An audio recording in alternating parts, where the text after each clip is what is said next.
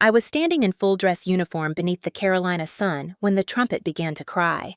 The sound was sharp, pure, and merciless, just like the man in that coffin. My father, Colonel Richard Cross, had always said soldiers should never flinch at sound. Not even at gunfire, not even at grief. But that day, as the flag folded over his casket, I felt my knees weaken for the first time in years. The ceremony was perfect, painfully perfect. Every salute, every command echoed with discipline. Rows of men I barely recognized saluted as if he were still watching. I wondered if somewhere beyond the bugle call he was still judging my posture. The crowd dispersed slowly, murmurs of condolences, mixing with the hum of cicadas. That was when she appeared beside me. Margaret Cross, my stepmother. Impeccably dressed, pearls gleaming lipstick sharp as a blade. She carried herself like the widow of a saint. Everyone adored her grief, but I knew that look. I had seen it before in debrief rooms right before a suspect lied. "You should say something to him," she whispered, eyes flicking to the coffin. "He's listening, Lillian." I turned toward her voice, quiet but steady. "The dead don't listen, Margaret."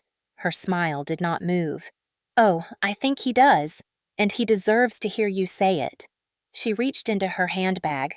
I thought she would hand me one of his medals, maybe the photograph of him in uniform that used to hang in our hallway, but when her hand emerged, it held something heavier, a box of dark velvet small enough to fit in her palm.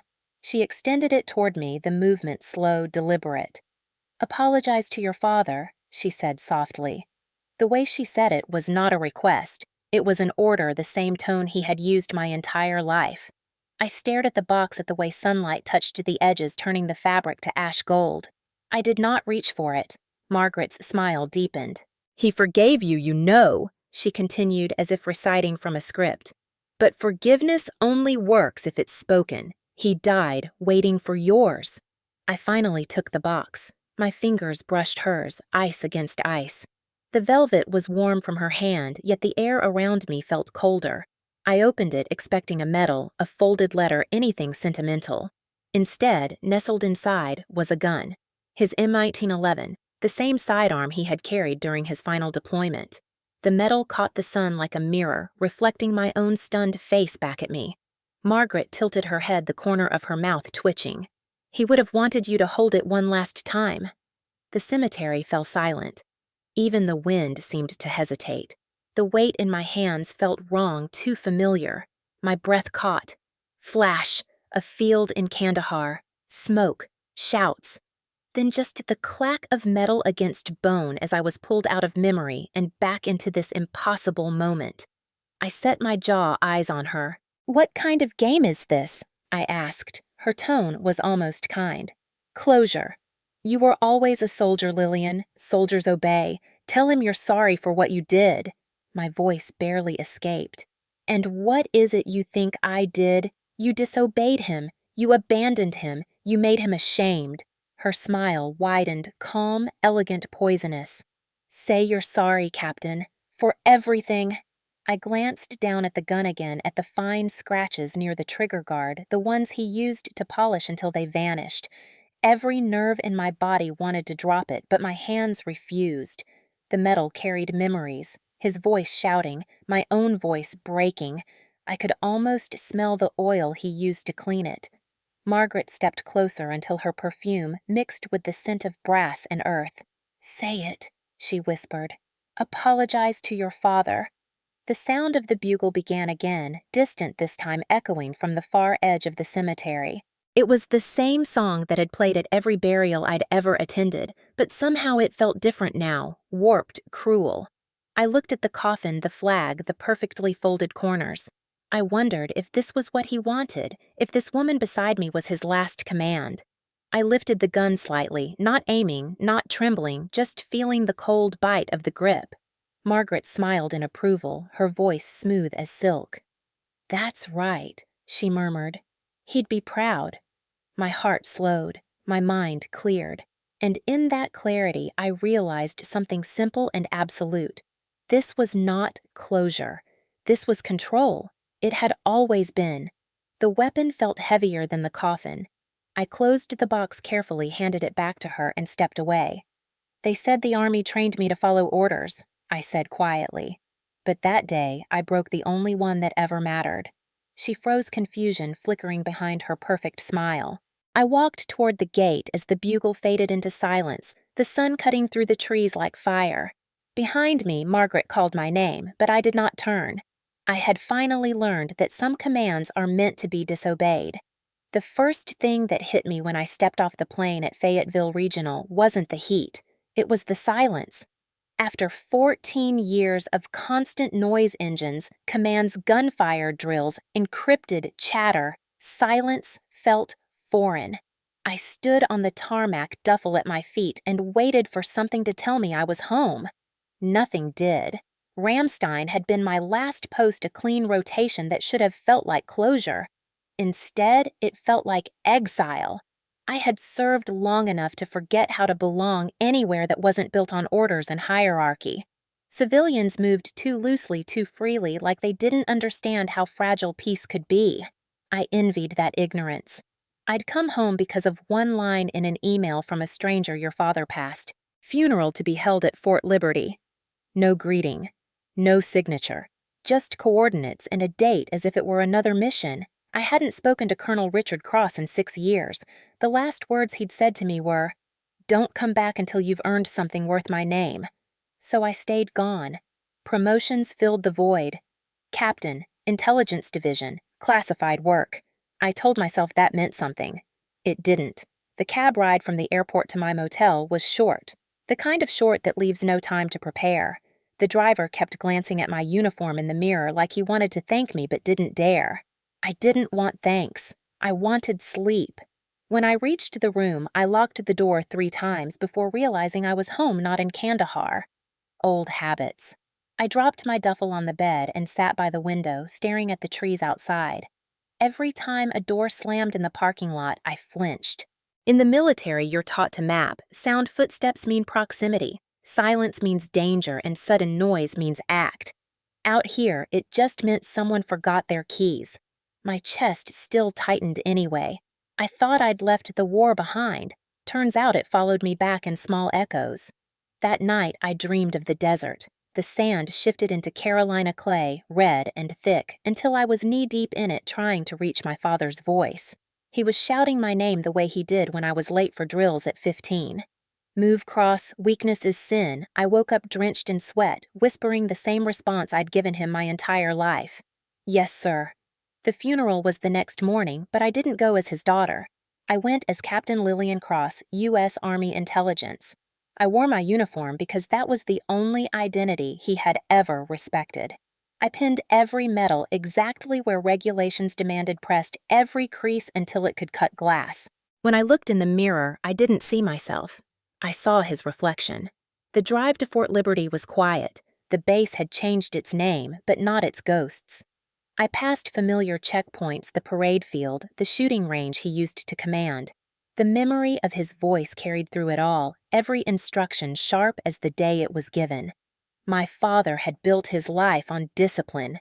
Love for him was just another command to be executed correctly. He'd taught me how to shoot before he taught me how to laugh. When I was 10, he made me stand in the rain for an hour because I said I can't. He believed failure was contagious.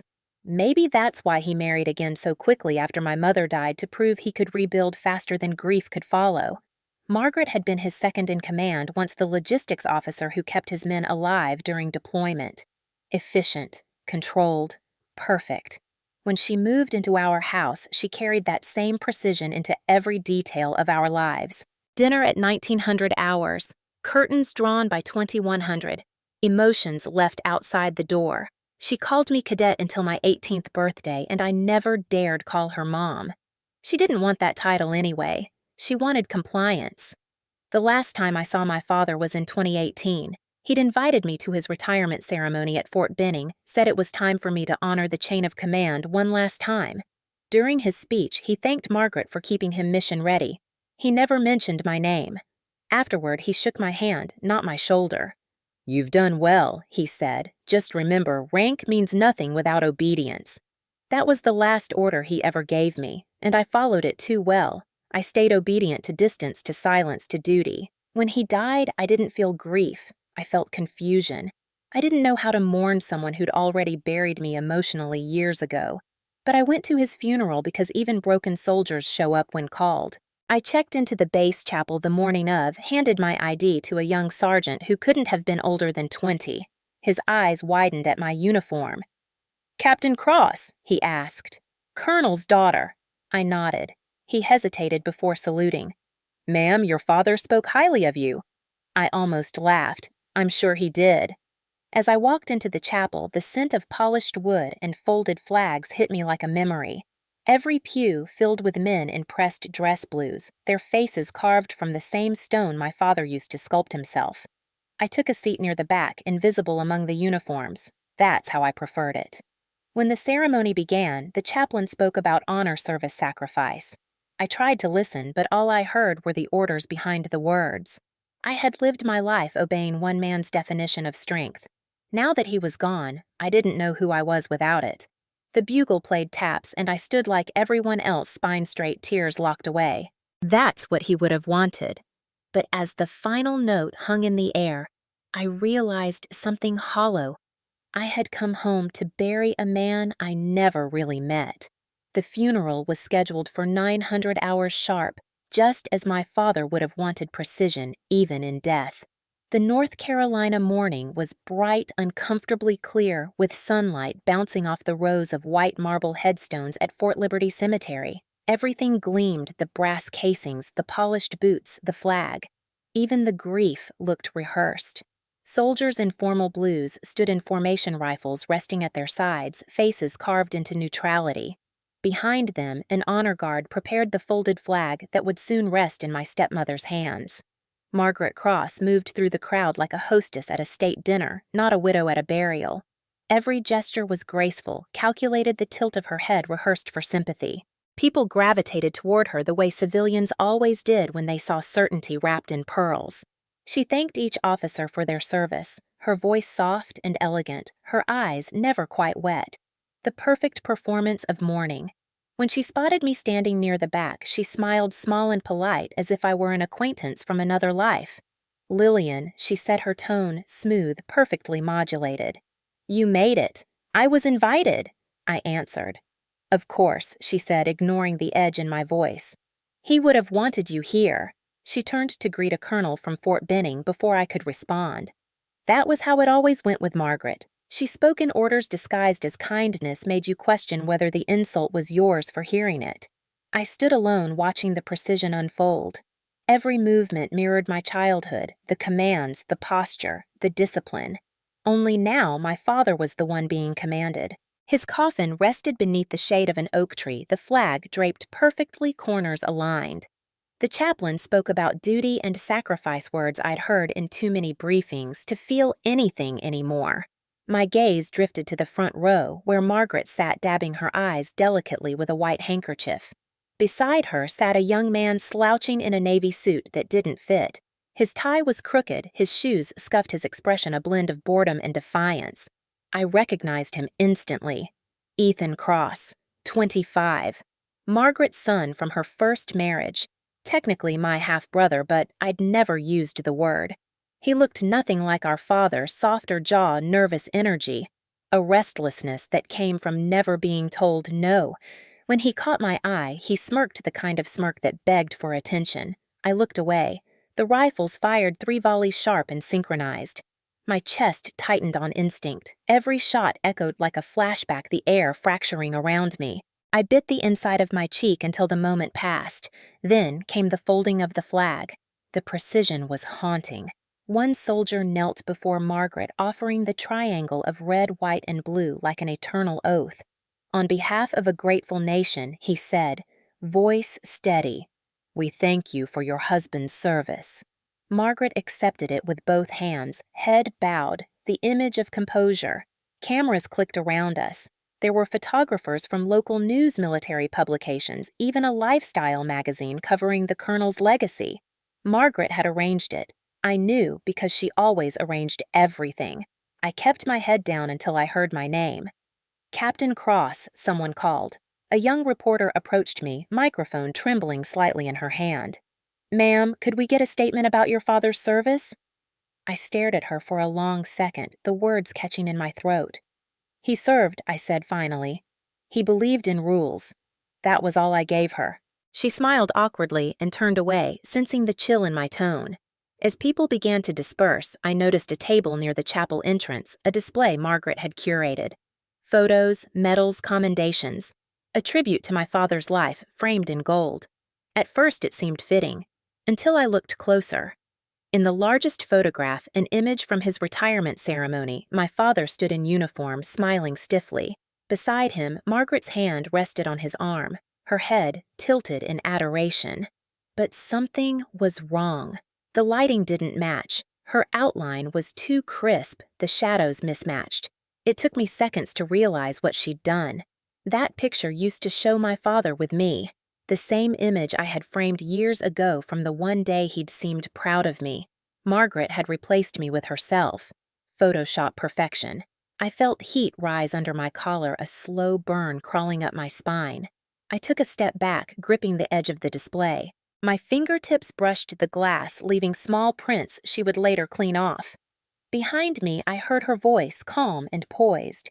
"It looks better this way, don't you think?" I turned. She was standing a few feet away, the folded flag still in her arms, her smile soft and poisonous. "You were just a child then," she continued. This felt more appropriate. "Appropriate," I repeated quietly. "For who?" Her expression never changed. "For the legacy." He would have wanted unity in his image. "You mean control," I said. He wanted control. Her eyes hardened for half a second before she smoothed them again. "You inherited his temper, Captain. Don't make this harder than it needs to be."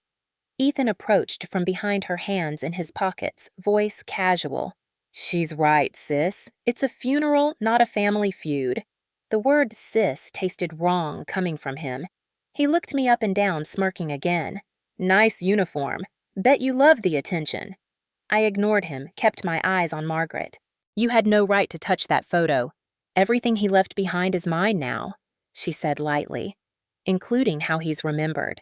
That was her real victory, not the house, not the pension, but the narrative. She wasn't just claiming his inheritance. She was rewriting his history one image at a time.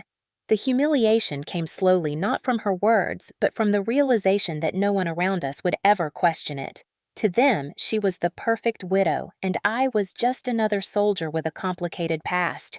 The chaplain approached to offer closing prayers. Margaret turned gracefully to follow him, her arm brushing Ethan's as they walked away. I stood alone beside the doctored photograph, my reflection warped by the glass. Somewhere behind the polished surface, the original image still existed, me and my father, before everything fractured. But Margaret had erased it from public view, just like she'd erased me from his life. The wind picked up, rustling the flag above the casket. It was folded now, contained, obedient, just the way he'd trained us to be. I looked at that flag and felt the weight of 2 generations of silence pressing down. Margaret didn't just inherit his legacy, she became it. After the crowd thinned and the honor guard packed away their rifles, the cemetery grew quiet. The kind of quiet that isn't peace, only aftermath. Margaret lingered under the oak tree, still holding the folded flag, as if it were a prop she couldn't set down. Ethan was gone, probably smoking behind the chapel or posing for someone's sympathy. I waited, hands clasped behind my back, watching her from a distance. She finally turned toward me. "You didn't say anything during the service," she said. "Not even goodbye." I met her gaze. He never liked public displays. He liked obedience, she replied, her tone too smooth. "And forgiveness." She reached into her bag, the same pale leather one she always carried, and pulled out a small velvet box. "Dark navy, worn at the corners. He wanted you to have this." I didn't move. "What is it?" She smiled faintly. "A piece of him." She extended the box toward me like a peace offering, though her eyes told a different story. I took it, careful not to brush her hand. The velvet was warm from her touch. The weight inside wasn't much, but it pressed into my palm like something alive. I lifted the lid. Inside lay my father's M1911 pistol, polished to perfection. The same weapon he'd carried for decades, the same one he'd kept locked in the glass case in his office, the one I wasn't allowed to touch without permission. It looked exactly as I remembered, deep steel blue, the grip engraved with his initials, RC. My breath caught. "Why are you giving me this?" "Because it belongs to you," she said softly. "He would have wanted it that way. He never wanted anything unless he could control it. And now he can't," she answered. "You can." Her smile sharpened. "Say what you need to say, Lillian. He'll hear you." Her words echoed through the still air, slicing into something old and unhealed. I stared at the pistol at the sunlight glinting off the slide. The smell of gun oil clung to it, faint but unmistakable. My throat tightened, memory crawling back like smoke. I was 15 again. Fort Benning summer heat burning the back of my neck. My father stood behind me at the range, his shadow long and solid against the dirt. "Feet apart," he ordered, elbows locked. The pistol in my hands had felt enormous, too heavy for my grip. My fingers trembled, sweat stinging my palms. "I don't want to do this," I'd said. He didn't move. "You don't get to want. You execute." "It's too loud," I whispered. "Weakness," he said, stepping closer, "is sin." I remembered the moment I pulled the trigger. The recoil slammed through my arms, jolting my bones. My ears rang. I missed the target completely. His voice, steady and calm, cut through the noise. Again. By the time the sun went down, I'd emptied every round. My shoulders ached, my eyes burned, and I hadn't hit the center once. But when he finally said, "Good," it wasn't pride. It was relief. For him, emotion was a flaw. Precision was love. That was the language he taught me. Standing there in the cemetery with that same weapon in my hands, the old conditioning stirred. My pulse slowed into the rhythm of training measure breathe, align, obey. Margaret watched me with quiet satisfaction. "He trained you well," she murmured. I closed the box sharply. "He trained me to survive him. You make it sound like a war." It was. She tilted her head, almost pitying. "You think he hurt you, but he made you strong. You're just too proud to thank him for it." Her voice was sweet, but her words landed like orders. I realized she wasn't offering closure. She was demanding submission, one final salute to the man who had ruled both our lives. "Apologize to your father," she said again. The phrase came out so naturally, like it had been rehearsed for years. "You know he would have wanted to hear it from you." I looked at her, at the delicate pearls around her neck, at the flag folded neatly under her arm. Everything about her radiated control. She was the perfect soldier's wife, obedient, composed, lethal in her gentleness.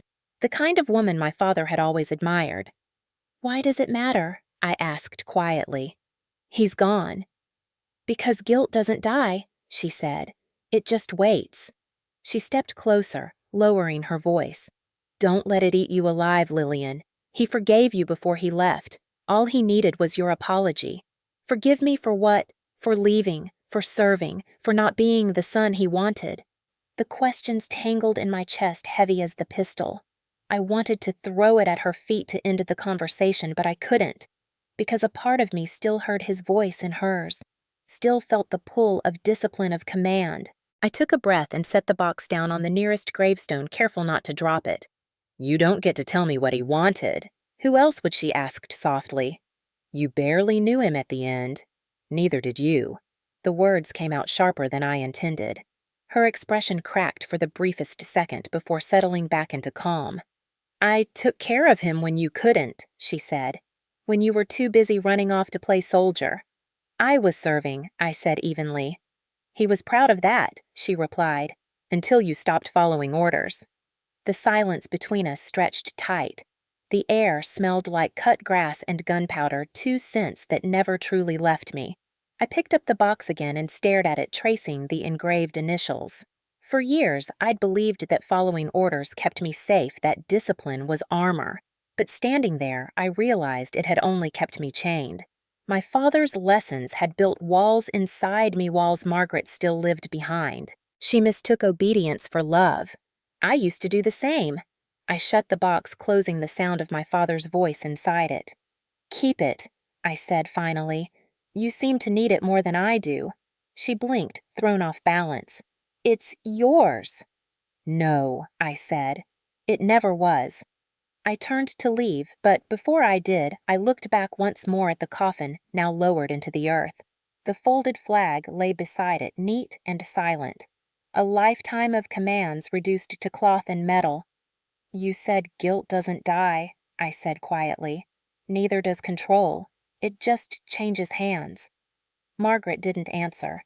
She just stood there, her shadow stretching across the fresh dirt.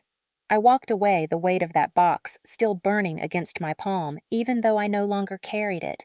The weapon felt heavier than the coffin. Fort Benning, Georgia. Summer 2005. The air was thick with heat and humidity, the kind that clung to your skin and made every breath taste like iron.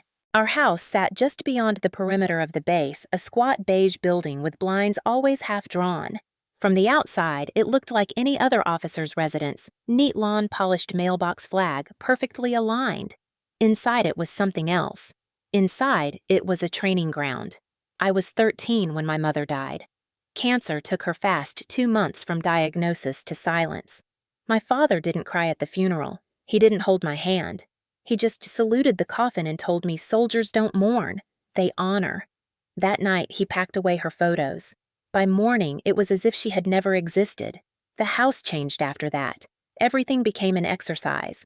Dinners turned into debriefs. Bedtime became lights out. Every morning at 500, he'd knock on my door not gently, but the way a commanding officer pounds on barracks. Up he'd bark. 5-minute prep. Full uniform. I didn't have a uniform, so he made me one. A gray t-shirt tucked into olive shorts hair, tied tight boots laced high. Discipline starts with presentation, he'd say. I learned early that emotion was a flaw to be corrected. If I hesitated, he'd send me outside to run laps around the yard until my lungs burned. If I cried, he'd hand me a laminated card with the soldier's creed printed on it. Read it, he'd order. Aloud. I can still remember the words even now, every line carved into me like bone. I am an American soldier. I am a warrior and a member of a team. I used to stumble over that second line, my voice breaking whenever I reached the part about never accepting defeat. My father would stand behind me, arms crossed, jaw tight. Louder, he'd demand. I'd raise my voice until it cracked. When I finally stopped crying, he'd nod once and walk away. That was how I learned control, not through comfort, but correction. The house always smelled like coffee and gun oil. Every surface gleamed from polish. On weekends, he'd sit at the kitchen table cleaning his M1911, the same one I saw again years later at his grave. I'd watch from the doorway, silent, memorizing every motion. He never noticed, or maybe he did and just didn't care. It wasn't until Margaret appeared that things got worse. She came into our lives 6 months after my mother's funeral. She had been one of his logistics officers, competent, composed, the kind of woman who made order look effortless. When she moved into our house, she didn't bring flowers or curtains. She brought rules. "You will address me as ma'am," she told me the first night. Her voice was even polite. "Your father and I believe structure is the only path to strength." I looked to my father for guidance, hoping for some sign of softness, but he simply nodded. "Show her respect, Lillian. She's earned it." Respect in our house meant silence. Margaret timed meals, monitored chores, and inspected my posture at the dinner table. "Sit straight," she'd remind me. "You're representing your father." If I slouched, she'd make me balance a book on my head until my neck ached. If I forgot to say, "Yes, ma'am," she'd dock my allowance. My friends at school used to laugh about being grounded. I envied them. Grounding implied affection.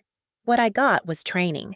By 14, I could make a bed with military corners, iron a shirt to inspection standards, and hold eye contact under interrogation. But I couldn't remember the sound of someone saying my name softly. It was around then that the night drills began. He called them exercises. At random hours, my father would flip on the hallway light and shout, "Code Red!" I'd leap out of bed, heart hammering, and sprint downstairs just like he'd trained me.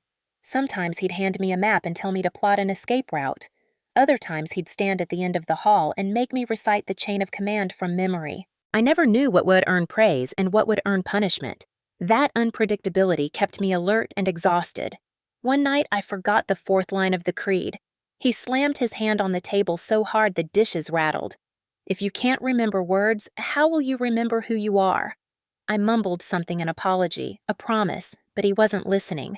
He grabbed the card, thrust it into my hands. Say it again, he ordered. From the start. I did. The first few lines were shaky, but by the end, my voice was steady, even cold. He smiled, then the rare kind of smile that meant approval, not kindness. That's my girl, he said, strong. But I wasn't strong. I was afraid. Afraid of mistakes, afraid of softness, afraid that love had an expiration date. When you grow up being told emotion is weakness, you start to believe numbness is safety. That belief followed me into adulthood, into the Army, into every command I ever gave. The night I got my acceptance letter to officer candidate school, I expected pride. Instead, he said, "Don't embarrass me." Margaret stood beside him, her hand on his shoulder, her voice like silk. "Your father only wants the best for you," she said. I looked at her perfectly composed face and realized she wasn't comforting me. She was reminding me that belonging in this family required performance. Later that week, I overheard them talking in the kitchen. Margaret's voice floated through the cracked door. "She's too emotional," she said. "Too soft." My father's response was quiet but final. "Then she'll learn." That was the night I decided to leave for good. I packed my duffel and swore I'd never come back. But even after years in the Army, after real war, after death that wasn't metaphorical, I still heard his voice whenever I hesitated. Weakness is sin. That was the first seed, the beginning of the noise that never left. Sometimes in my dreams, I still stand in that living room, the laminated creed in my shaking hands. I can see Margaret watching from the doorway, arms crossed, expression unreadable. My father's shadow stretches across the floor, long and sharp, cutting through me. And even now, part of me still wants to please him, still wants to earn that one approving nod. That's the worst part of conditioning. It doesn't vanish when the war ends. It hides under your skin, waiting for the next command. The law office smelled of lemon polish and old paper. The blinds were half drawn, the light cutting through in sharp, even lines, as if the room itself had been trained to obey military precision.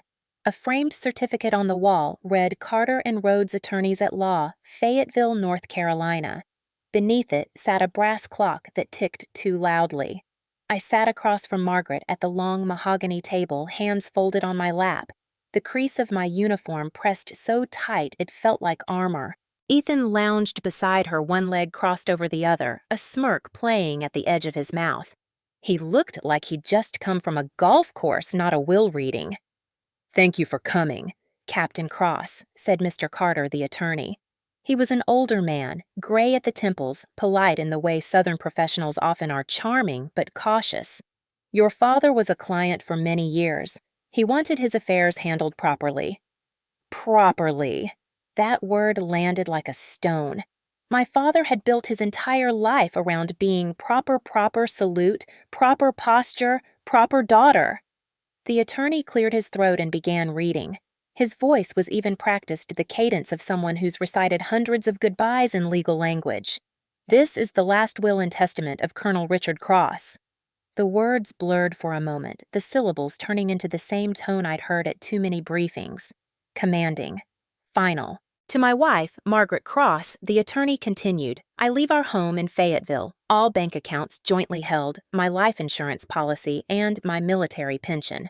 Margaret gave a small nod, the kind that wasn't gratitude, just confirmation of inevitability. To my stepson, Ethan Cross.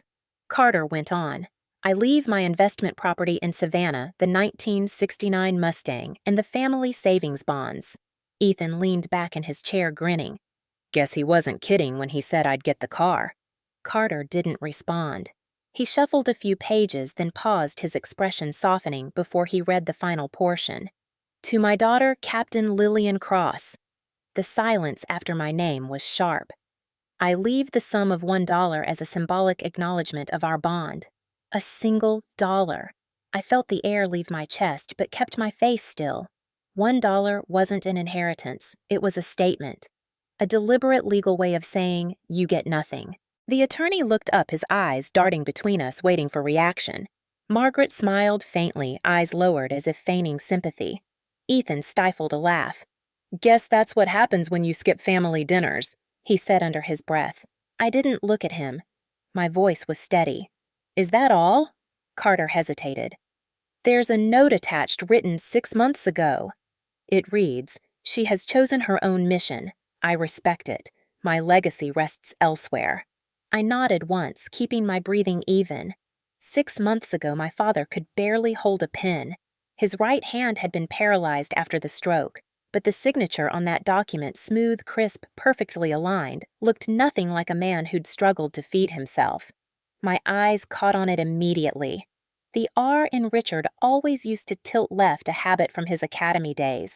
This one was upright, flawless, machine perfect. I felt my pulse shift. My training kicked in observation, analysis, restraint. I studied Margaret without moving my head. She was calm. Two calm hands folded over her lap nails painted the same soft ivory they'd always been. Not a trace of grief, not even the shallow kind people fake in public. She'd been prepared for this moment. She wanted me to hear every word, to feel every cut. Carter began collecting the documents, unaware of the storm sitting 3 feet from him. If there are no objections, he said, we'll proceed with filing. Margaret placed a hand on his arm. Thank you, Mr. Carter. The Colonel always trusted your discretion. Her tone was honeyed smooth, controlled. She had always been skilled at turning obedience into charm. I looked down at the page again. My father's name sat above the notary seal, bold and certain, as if written by the man he used to be. But I knew better. My mind began to replay the final months of his life, the visits from caregivers, the trembling fingers that couldn't even hold a coffee mug.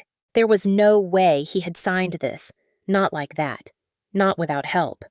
My throat tightened, but I said nothing. Margaret noticed the flicker in my eyes. Something wrong, dear? She asked, voice dripping with courtesy. You look pale. I forced a smile. Just remembering something. I'm sure he'd appreciate that, she said softly, reaching for the copy of the will and sliding it neatly into her bag. She tucked it beside her folded handkerchief like it was just another document, not a theft dressed as legality. The attorney rose, offering his condolences. Colonel Cross was a man of integrity, he said. A true officer and gentleman. I almost laughed at that. Integrity. My father used to quote that word like scripture. He'd say, integrity isn't what you do when people watch, it's what you do when they don't. Maybe he believed it once. Maybe Margaret had taught him how to forget. We walked out together, the three of us. The air outside was thick with humidity, the sky pressing low. I could smell rain coming. Margaret paused on the steps, her hand resting on Ethan's arm. You should be proud, she said to me. Your father trusted me to carry on what he built. You gave him the discipline he always wanted. I looked at her, expression blank. He built walls, not legacies. She smiled again, unbothered. Semantics. Ethan jingled his keys, impatient. Can we go, Mom? This is getting weird. Go ahead, she said, turning to him. Start the car. I'll be right there. He left, and for a moment it was just the two of us under the awning, the sound of rain beginning to tap against the roof. Margaret's voice dropped to a whisper. You should let it go, Lillian. He made his choice. No, I said quietly. You made it for him. Her eyes flickered just for a second. A small, involuntary twitch at the corner of her mouth. It was enough. The silence between us was heavier than the storm about to break. I stepped closer, lowering my voice so only she could hear. He taught me how to spot a forgery, Margaret. Did you forget that? For the first time, her composure faltered. It was brief, a flicker of tension in her jaw, a sharp inhale, but it was real. Then just as quickly, she smiled again, softer now. You were always imaginative, she said. It's what made you a good intelligence officer. She brushed past me, perfume trailing in her wake, leaving the faint scent of lilies and something metallic underneath. I watched her walk to the car, where Ethan waited, the wipers already moving. She slid into the passenger seat, her posture perfect, her victory seamless. I stood under the awning, watching them drive away. The first drops of rain hit the paper in my hand, blurring the ink, distorting the lines of his signature until it bled into the page. I didn't stop it. I let the rain ruin the copy because the real damage had been done long before today. My father had built his life on order, but in the end, chaos wore his name better. She took everything from him, his pension, his honor, his house. But the worst theft was smaller, almost invisible. She took his signature, the only mark he had left that still belonged to him. The rain had stopped by the time I reached Bragg Heritage Housing.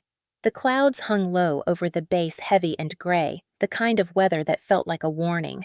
My father's old house stood at the end of the cul-de-sac, its white siding, freshly painted shutters, gleaming grass trimmed within regulation height. It looked the same from the outside, orderly, precise, sterile. But as I stepped out of the car, I felt the stillness. Not peace, just absence. No sound of footsteps. No voice calling orders from the porch. Just a hollow space where command used to live. I unlocked the door with the spare key Margaret had given me years ago, back when she still pretended to care about civility. The hinges creaked. Inside, the air smelled faintly of disinfectant and furniture polish. Everything was in its place, but not the way he'd left it. The walls were bare. The photographs of his units, the black and white portraits, the medals arranged in perfect rows were gone. In their place hung framed pictures of Margaret and Ethan.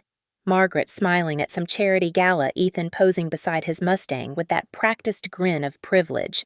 Not a single trace of my father's career, not even his rank insignia remained. She hadn't just taken his possessions. She'd stripped his identity from the house. My boots echoed across the hardwood as I walked down the hallway, my reflection following me in the glass of the empty frames. I paused in front of the study, the room that used to be forbidden territory. As a child, I wasn't allowed to enter unless summoned. The door had always been locked, but now it stood open, the light off the smell of dust and oil faint in the air. The oak desk where he used to work was gone. So were the bookshelves filled with tactical manuals and journals. The room was empty except for a single chair and a wastebasket filled with shredded paper. I knelt and sifted through the strips, recognizing fragments of typewritten letters, army stationery, my father's name in the corner. I pieced together half a sentence, integrity above sentiment. The rest was unreadable. I stood slowly scanning the corners. Something felt wrong. The silence was too complete. That was when I noticed the faint glint near the bookshelf. A small black dot in the wall. I stepped closer. It was a camera lens no larger than a screwhead, positioned perfectly to face the room's entrance. My breath caught. I traced the wiring along the baseboard and found 3 more, one in each corner, each aligned to capture the entire room. I moved to the next hallway, the same discovery, tiny cameras hidden in plain sight. My pulse quickened. I checked the guest room, another one above the doorframe. Finally, I opened the door to what used to be my room. The air inside was cold still. The wallpaper hadn't changed, faded blue, patterned with stars, but everything else had. My trophies, my certificates, my childhood photos were gone. The shelves were empty except for one item, a small brass plaque mounted above the bed. It read, "Discipline is freedom," my father's mantra. I sat on the edge of the bed staring at it. My fingertips brushed the headboard and felt something rough underneath. When I leaned closer, I saw another camera tucked beneath the wooden lip, a hidden surveillance system. Every inch of the house had eyes. I exhaled slowly, realizing what this meant. Margaret hadn't removed his world. She'd preserved it, just turned it against itself. She'd built a museum of obedience. I remembered his words from years ago, echoing through the house like a sermon. "Security is love, Lillian." He used to say it whenever I asked why we needed so many locks on the doors, why he checked the perimeter twice every night. If you care about something, you protect it. I hadn't understood then that his version of protection meant possession. Watching, controlling, ensuring nothing unpredictable could enter or escape. My fingers tightened against the mattress. I glanced at the camera again, at its silent, unblinking lens. Was it even still active, connected to something? To her, I stood and looked for a power source. Behind the dresser, I found a small router device humming faintly. The light flickered once every few seconds. Connected.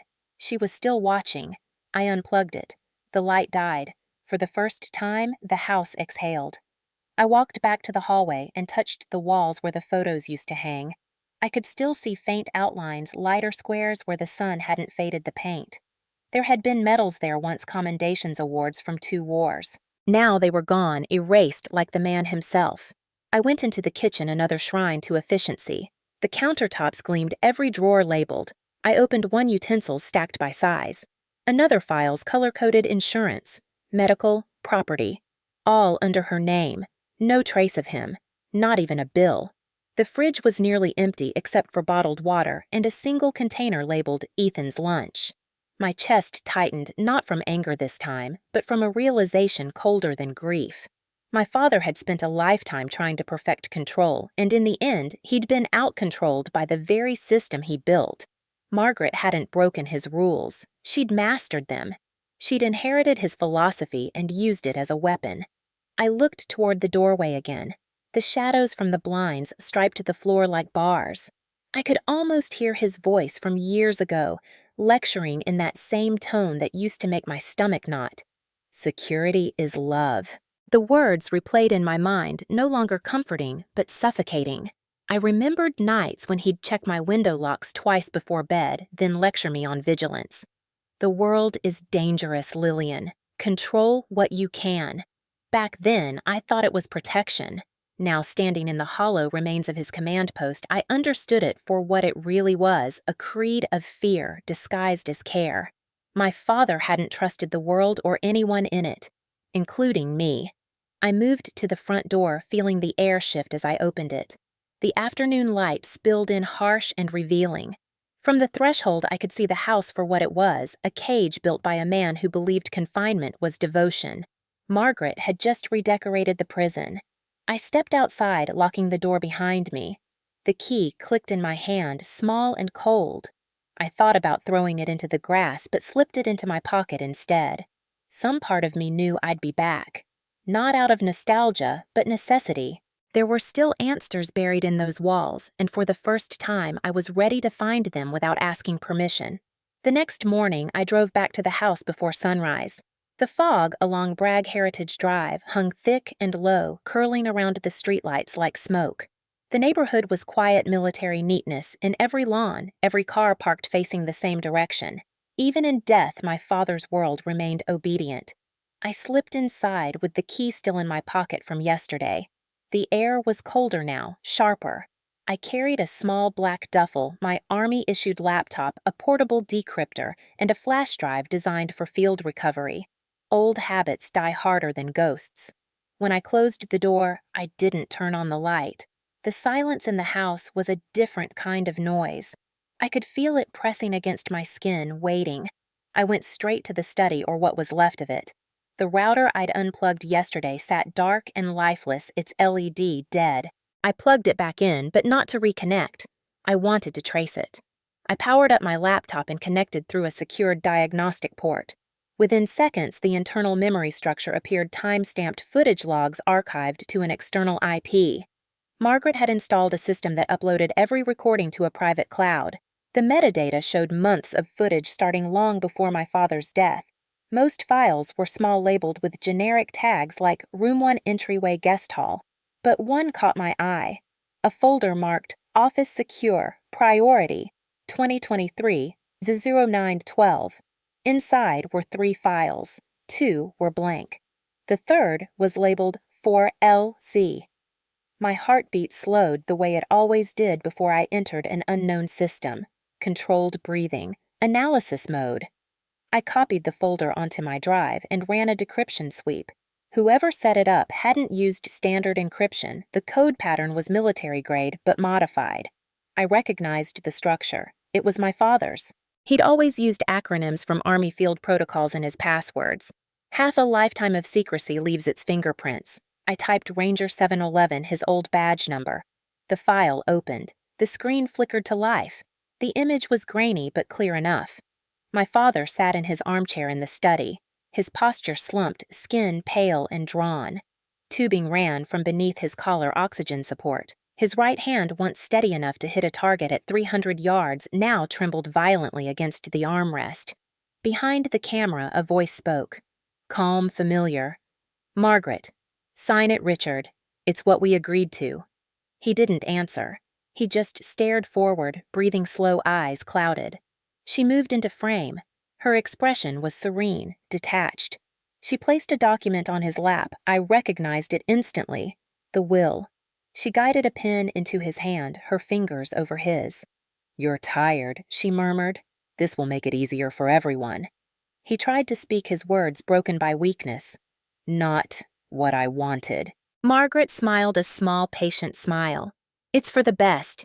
You always said family comes before chaos." She pressed the pen to the paper, steadying his hand. "Here.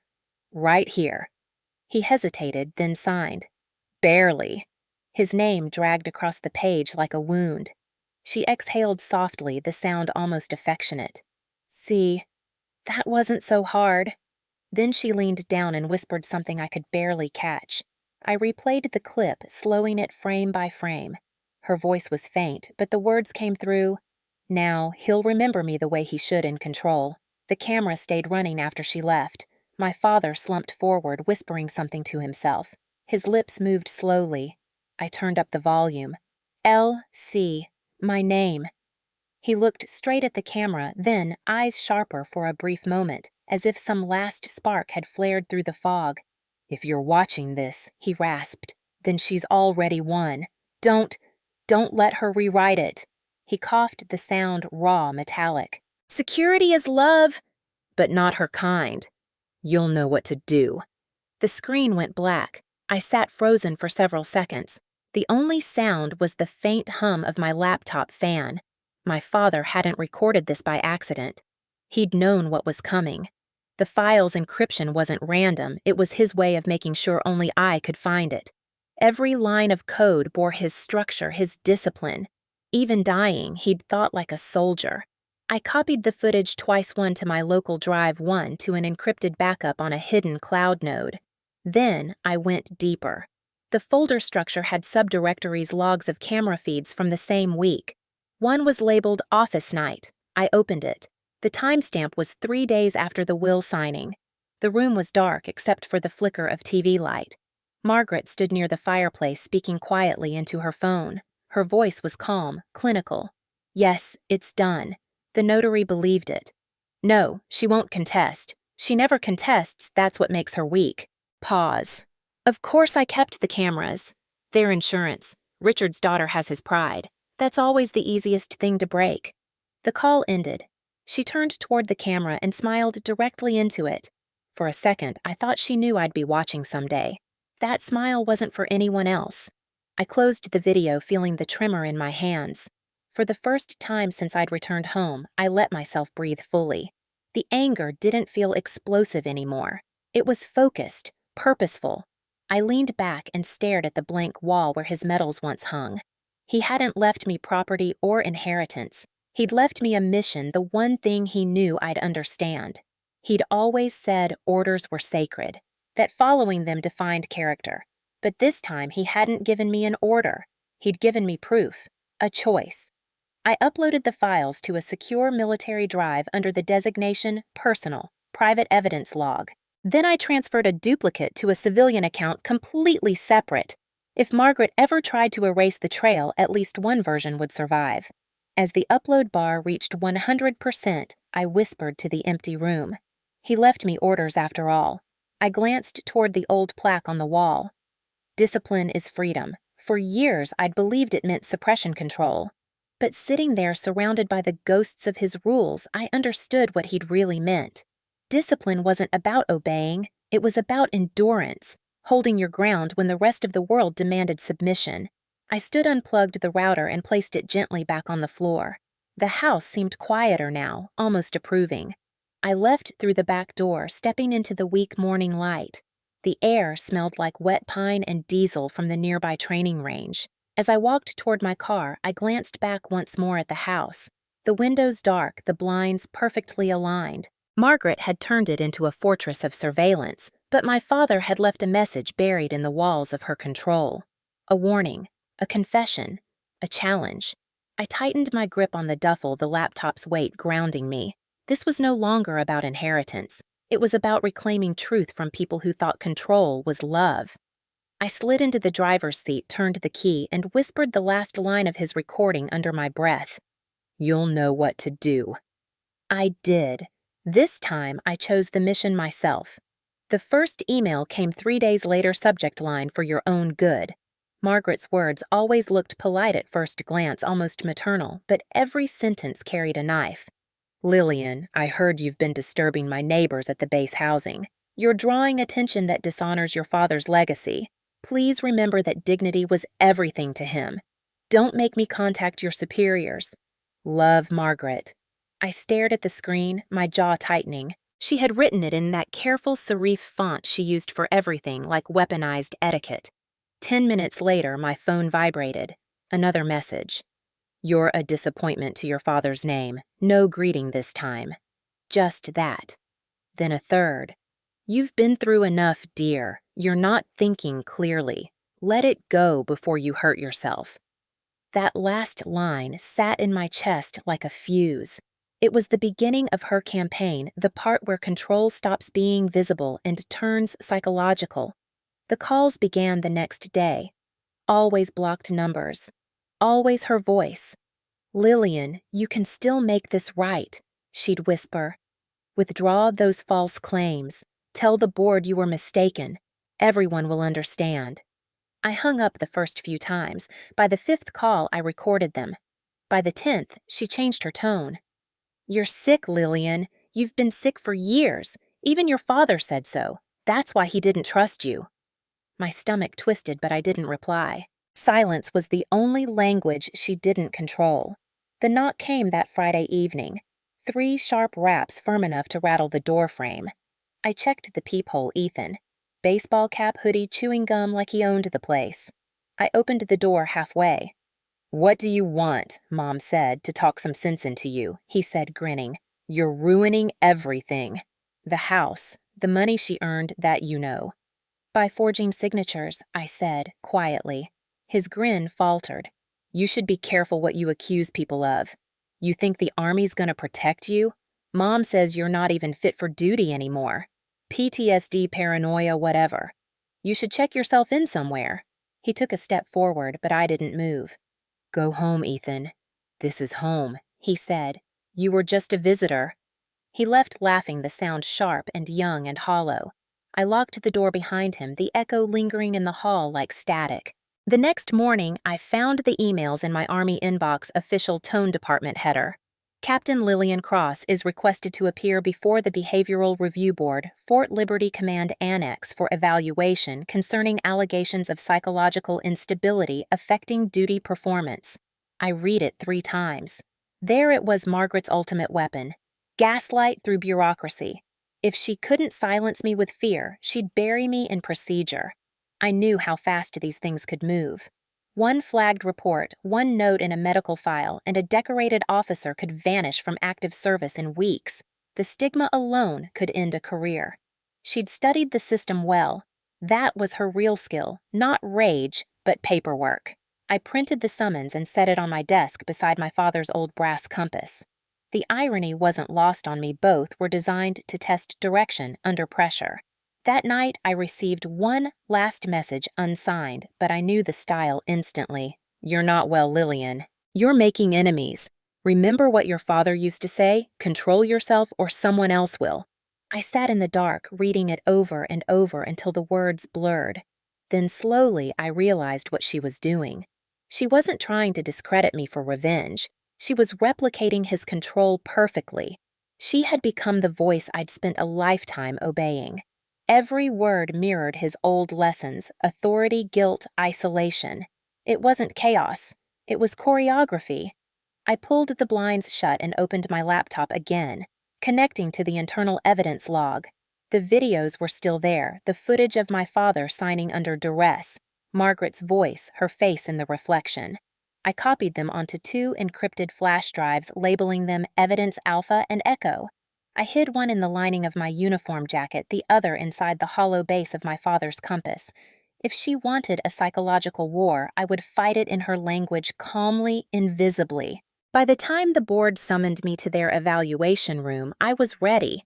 The setting was impersonal gray walls, fluorescent light, a round table. 3 officers, 1 psychologist. All polite, all cautious.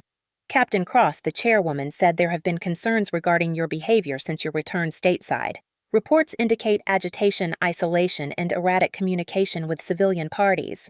I knew the phrasing. May I ask who filed those reports? Anonymous submissions, she replied. But multiple sources. Multiple. Margaret and Ethan. I forced a calm breath. I understand, ma'am, but if you'll allow me to clarify, I've been investigating a possible case of forged legal documentation related to Colonel Cross's estate. I have supporting evidence. One of the officers frowned, slightly uncomfortable. The psychologist interjected, voice gentle. Captain, sometimes grief can create distortions. It's not uncommon for loss to, with respect, sir. I cut in my voice, even. Grief doesn't create timestamps, encryption, or hidden surveillance footage. I slid a sealed envelope across the table. But evidence does. The room went still. No one moved for several seconds. Finally, the chairwoman took the envelope. We'll review this, she said. In the meantime, please refrain from further independent investigations until the matter is assessed. Refrain from investigation. Translation, wait quietly while they decide if I'm sane enough to tell the truth. As I left the building, I passed a mirror in the hallway. For a moment, I saw not my reflection, but my father's posture, rigid, unyielding. And behind that, Margaret's calm, cold smile. 2 ghosts, different faces, same command. I stopped and whispered, no more. Outside, the sky had turned red with sunset, the base quiet except for the distant sound of drills. I walked back to my car, the summons folded in my hand, feeling the heat of quiet fury spread through me. They wanted me to doubt myself to become the unbalanced soldier they described. But my training worked both ways. I could dismantle an enemy without touching them, and this time the battlefield was paperwork and exposure. Margaret thought she was pulling my strings. But every call, every threat, every forged report was now part of a trail, and I was done hiding. She had turned control into her religion. Now I'd turn her devotion into evidence. The knock came at midnight, sharp and precise, 3 quick raps followed by silence. I reached for the sidearm on my desk out of instinct, before realizing it wasn't that kind of threat. Through the peephole, a familiar face appeared, Major Rebecca Voss. Her uniform jacket was half unzipped, her hair damp from the rain. You look like you've seen a ghost, she said as I opened the door. Close enough, I replied. Come in. She stepped inside, scanning the apartment with the cautious eyes of someone who'd spent too many years in intelligence work. Still living like a field officer, she said, gesturing at the neat stacks of files on my coffee table. No photos, no plants, just classified energy. I smiled faintly. Plants die when you forget to water them. Paper doesn't. Rebecca had served with me in Kandahar and later worked under my father's command at Fort Benning. He'd once pulled her from an ambush gone wrong, losing 2 men in the process. She'd never forgotten that debt.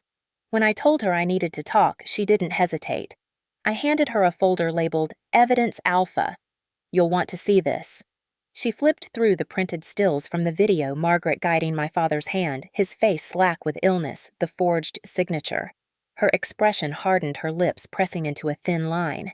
Jesus Christ, Lillian! You're saying this was recorded at home? His house. The cameras were hidden behind Margaret's decor. You have the raw files, encrypted backups, and copies. Multiple locations. She nodded slowly. And you're sure it's not altered? Metadata confirms authenticity, I said. Time-stamped internal system clock from the surveillance hub he installed himself. Rebecca exhaled, leaning against the counter. I believe you. But you know what you're up against, right? Civilian jurisdiction forged documents and a spouse with legal standing. The Army won't intervene unless it crosses into criminal fraud, and she's smart enough to make it look clean. Then we'll make it unclean, I said. I need access to the military notary system, the one that logs all notarized service documents for ranking officers. She raised an eyebrow. That system's firewalled 6 ways from Sunday. You're talking about requesting a restricted audit. Not requesting, I said. Cross-referencing. Rebecca studied me for a long moment. You're serious. I'm done being quiet. She opened her laptop connected through a secure satellite link and began typing. You're lucky your father's rank gives us a back door. His will was certified under Section 37B of the Veteran Affairs Act. That means a digital signature log should exist, even if the paper version was forged. The progress bar crawled. I watched her fingers move steady and quick. You ever think about quitting? She asked suddenly. Sometimes I said. But then I remember people like Margaret and I realize silence is worse. The system pinged. Access granted. Rebecca scanned the screen, scrolling through columns of data. Found it. Signature date March 9th. Authenticator ID LTG4429. That's not your father's notary. Who is it? A civilian contractor, Samuel Pierce. Worked for the firm Margaret used after his stroke. So it's real paper fake intent, I said. That's enough to start. Rebecca copied the record and encrypted it. You'll need to tread carefully. If she catches wind you're digging into this, she'll burn the rest of the trail. I looked at her. She already started. My phone buzzed. Unknown number. I declined it, then again and again. I finally turned it off. Rebecca noticed. Still calling or watching, I said. Either way, she wants me to flinch. You won't, Rebecca said. You're too much like him. I wanted to deny it but didn't, because it was true. My father's discipline lived in me like a second heartbeat, steady, unyielding, sometimes merciless. Thanks, Beck, I said quietly. For believing me. You don't need thanks, she said. You need backup. She closed her laptop, slid it into her bag. I'll pull Pierce's personnel file through the archives. If there's a payment trail, we'll find it. She was at the door when she stopped and turned back. And Lillian, don't let her make you angry. That's her terrain. Stay cold. When she left, the apartment felt emptier than before. I locked the door, double-checked the latch, and sat down on the couch. The hum of the refrigerator was the only sound. I should have felt relief. Instead, I felt something colder, resolve hardening into strategy. That's when I heard it. The faint crunch of gravel outside, tires close. I looked through the blinds, Ethan's Mustang parked crooked near the curb. I grabbed my flashlight and went out the side door, staying low along the fence line. The car was still warm. He wasn't inside. Then I saw the damage. My Jeep's front windshield was shattered glass scattered like frost across the pavement. The tires slashed, the hood dented. He'd used a wrench or a bat, sloppy, furious work. On the driver's seat lay a folded piece of paper weighed down by a small rock. I lifted it carefully, the ink bleeding slightly from the humidity. 4 words written in his lazy, looping scrawl. Apologize to Dad. My hands didn't shake. I almost laughed. The absurdity of it, the repetition, the command, the inheritance of control passed from one manipulator to another. I folded the note neatly and slid it into my jacket pocket. Then I whispered to the night you first. I took photos of the damage, every angle, every mark time-stamped. Documentation was armor. If Margaret thought she could bury me under the image of instability, I'd bury her under evidence. The next morning, I filed a report with Base Security Anonymous, just enough to make it official. Then I went to the range. It had been months since I'd fired a weapon outside training, but muscle memory is loyal. The first shot cracked through the still air, clean and sharp. I wasn't practicing for violence. I was reminding myself who I was when stripped of guilt, someone who didn't freeze when attacked, someone who adapted. Rebecca called that evening. Pierce resigned 2 weeks after notarizing the will. No trace in public databases. But there's an archived statement of payment Margaret's private account. Enough to prove coercion, I asked. Not yet, but it's a thread. Pull it carefully. I stared out the window, the sunset painting the horizon blood red over Fort Liberty. If she wanted a war, I said quietly, she picked the wrong soldier. Rebecca's voice softened. Just make sure you walk away when it's over. I will. I lied. When the call ended, I reached into my jacket and unfolded Ethan's note again. Apologize to Dad. The words looked childish now, almost desperate. It wasn't about apology anymore. It never had been. It was about obedience, one last attempt to make me kneel. I burned the note in the sink, watching the paper curl and blacken until it vanished to ash. The smoke rose thin and steady, drifting toward the ceiling before disappearing completely. I exhaled. The war had officially begun. Fayetteville slept under a drizzle that night, the kind of soft southern rain that muffles sound and cleanses nothing. The clock on my dashboard blinked 02:47 as I parked 2 blocks from Carter and Rhodes. The law office sat between a pawn shop and an insurance agency, its windows dark, the blinds drawn tight. On the door, the brass letters still gleamed faintly in the streetlight: Attorneys at Law Trust, Dignity Discretion. The irony nearly made me laugh. I killed the engine, checked the street empty, and pulled my black field jacket tighter. My breath fogged against the cold glass as I slipped on gloves. It had been years since I'd done covert work, but the muscle memory returned fast: move slow, breathe shallow, listen first. The back alley smelled like wet metal and rain-soaked paper. I crouched by the service door, the one I'd noticed days ago when I'd first come here for the will reading. The security lock was digital but outdated Model Task 7, common in admin buildings across the base. I connected a bypass dongle to the port, waited for the light to flash green. Click. The door gave way with a soft sigh. Inside, the air was still and dry, the faint scent of coffee and toner lingering. I switched to red light mode on my phone, casting the room in a dim glow. Every wall was lined with legal binders, each labeled meticulously. I scanned until I found the cabinet marked Cross Richard Estate. My pulse slowed into its steady mission rhythm. I slid the drawer open. Dozens of files, all too neat. Something was off. The official will I'd been shown sat near the top, dated March 9th, notarized, perfectly aligned. But beneath it lay a thinner file, one stamped Draft 1 2022, pre-revision. I pulled it free, heart hammering as I read the date. February 17th. The signature was weak but real, his handwriting unsteady, yet genuine, the slanted R unmistakable. The distribution was different too. My name appeared beside the property listing co-beneficiary with Margaret. The house, the pension split equally. Everything changed a month later. That's when Margaret's version appeared. I flipped through the rest of the pages. Notes in the margins, my father's handwriting again. Fairness equals peace. And below it, a shaky scrawl, almost unreadable. She insists on control. I felt the air thin. My father had known even then.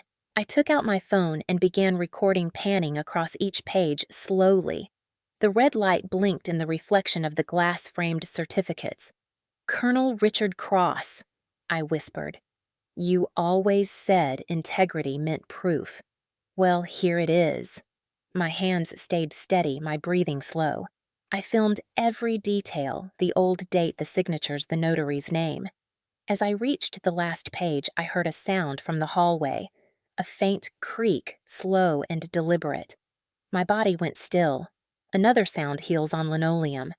Not hurried, confident. I turned off the light, slid behind the door, and waited. The footsteps stopped just outside. Then a familiar voice cut through the silence. You always were predictable, Lillian. Margaret's tone was calm, not surprised, as if she'd been expecting me. The door opened, the hallway light spilling across the carpet. She stepped inside her umbrella, dripping water onto the floor, her hair perfectly set despite the rain. I had a feeling you'd come back here, she said softly. You were your father's daughter after all, always needed to see for yourself. I stayed still for a moment, then stepped out of the shadows, my phone still recording. You forged his will, I said quietly, and you filmed it. I have both. Her eyes flickered toward my phone, then back to me. You sound just like him when you're angry. You sound like you practiced this conversation. She smiled faintly. Oh, I did, many times. She walked toward the desk, setting her umbrella aside. You think you found some great revelation? The truth. That's exactly what it is. No, dear. Her voice was almost pitying now. It's context, and context can be rewritten. I took a step closer. Not when it's on video. Oh, Lillian, she said, her tone soft, mocking. You still believe the world cares about evidence. You think people want truth. They don't. They want a story they can understand. And yours is what I asked. The loyal widow of a decorated officer. The keeper of his legacy. She corrected. He belonged to me long before you stopped saluting him. My throat tightened, but I didn't look away. You didn't love him. You loved control. Control is love, she said simply. He taught me that before you ever learned it. She walked behind the desk, resting a hand on the folder I'd found. You know what he said the night he married me? He said, "You're the only one who understands order." And he was right. Her voice dropped lower, smoother. You, on the other hand, were chaos, a reminder of everything he couldn't discipline. That's why he left it all to me. I shook my head. He didn't leave it to you. You took it. Semantics again. She sighed, almost weary. He was dying, Lillian. He wanted peace. I gave him that. You drugged him and filmed it. He was suffering. She snapped, her composure cracking for the first time. He wanted it done. You weren't there. You never are when things get difficult. The words hit harder than I wanted them to. She saw it and smiled again, regaining control. You see, even now you want his approval. You want him to have chosen you. I steadied my voice. He didn't choose you. He warned me about you. Her brow furrowed, the first real sign of unease. What did you say? I held her gaze. He left a file. Addressed to me. Lies, she said sharply. He did, I said, stepping closer. And he called it what it is. Coercion. Fraud. Betrayal. The silence stretched thick as smoke. Margaret's expression shifted fear, then fury. You think anyone's going to believe you, she hissed. You think some shaky video is enough to undo a lifetime of reputation? I have every officer, every neighbor, every lawyer in this town wrapped around a finger. You're a mentally unstable veteran with trauma. You're exactly what I said you were. Her calm returned like a mask snapping back into place. And when the board hears about this little break-in, do you know what they'll call it? A psychotic episode. I lifted my phone, the camera light blinking red again. They'll call it something else when they see this. Her smile froze. I turned the phone slightly so the lens caught both of us in the frame. The house, the cameras, the will. You just admitted to coercion, all on record. She took a step forward, voice trembling between fury and disbelief. You wouldn't dare. You're right, I said. I wouldn't have once. But I'm done playing by his rules or yours. You think truth matters in this country? She spat. It doesn't. Perception does. He belonged to me. No, I said softly. He belonged to himself. You just never did. She lunged forward, suddenly grabbing for the phone. We struggled, her nails catching my wrist. The phone clattered to the floor but kept recording. You stupid arrogant, she started, but I pushed her back hard. She stumbled against the desk, knocking over a stack of files. Papers scattered like snow across the carpet. For a moment, we just stared at each other, both breathing hard, the hum of rain outside filling the silence. Then I picked up the phone and pointed it at her again. My voice was low, calm, steady. It's over, Margaret. Her eyes narrowed. You think this is over? You've started a war you can't win. Maybe I said, but this time, the battlefield isn't your house. It's the world. Her lips parted, ready to strike back, but I didn't let her. I stepped past her, opened the door, and turned once more toward the camera still running in my hand. My reflection stared back from the dark screen, rain-soaked hair. Steady gaze, the ghost of my father's discipline in every breath. You always said integrity wasn't about what you do when people watch, I whispered, echoing his words. Let's see what happens when they do. Then I looked straight into the lens.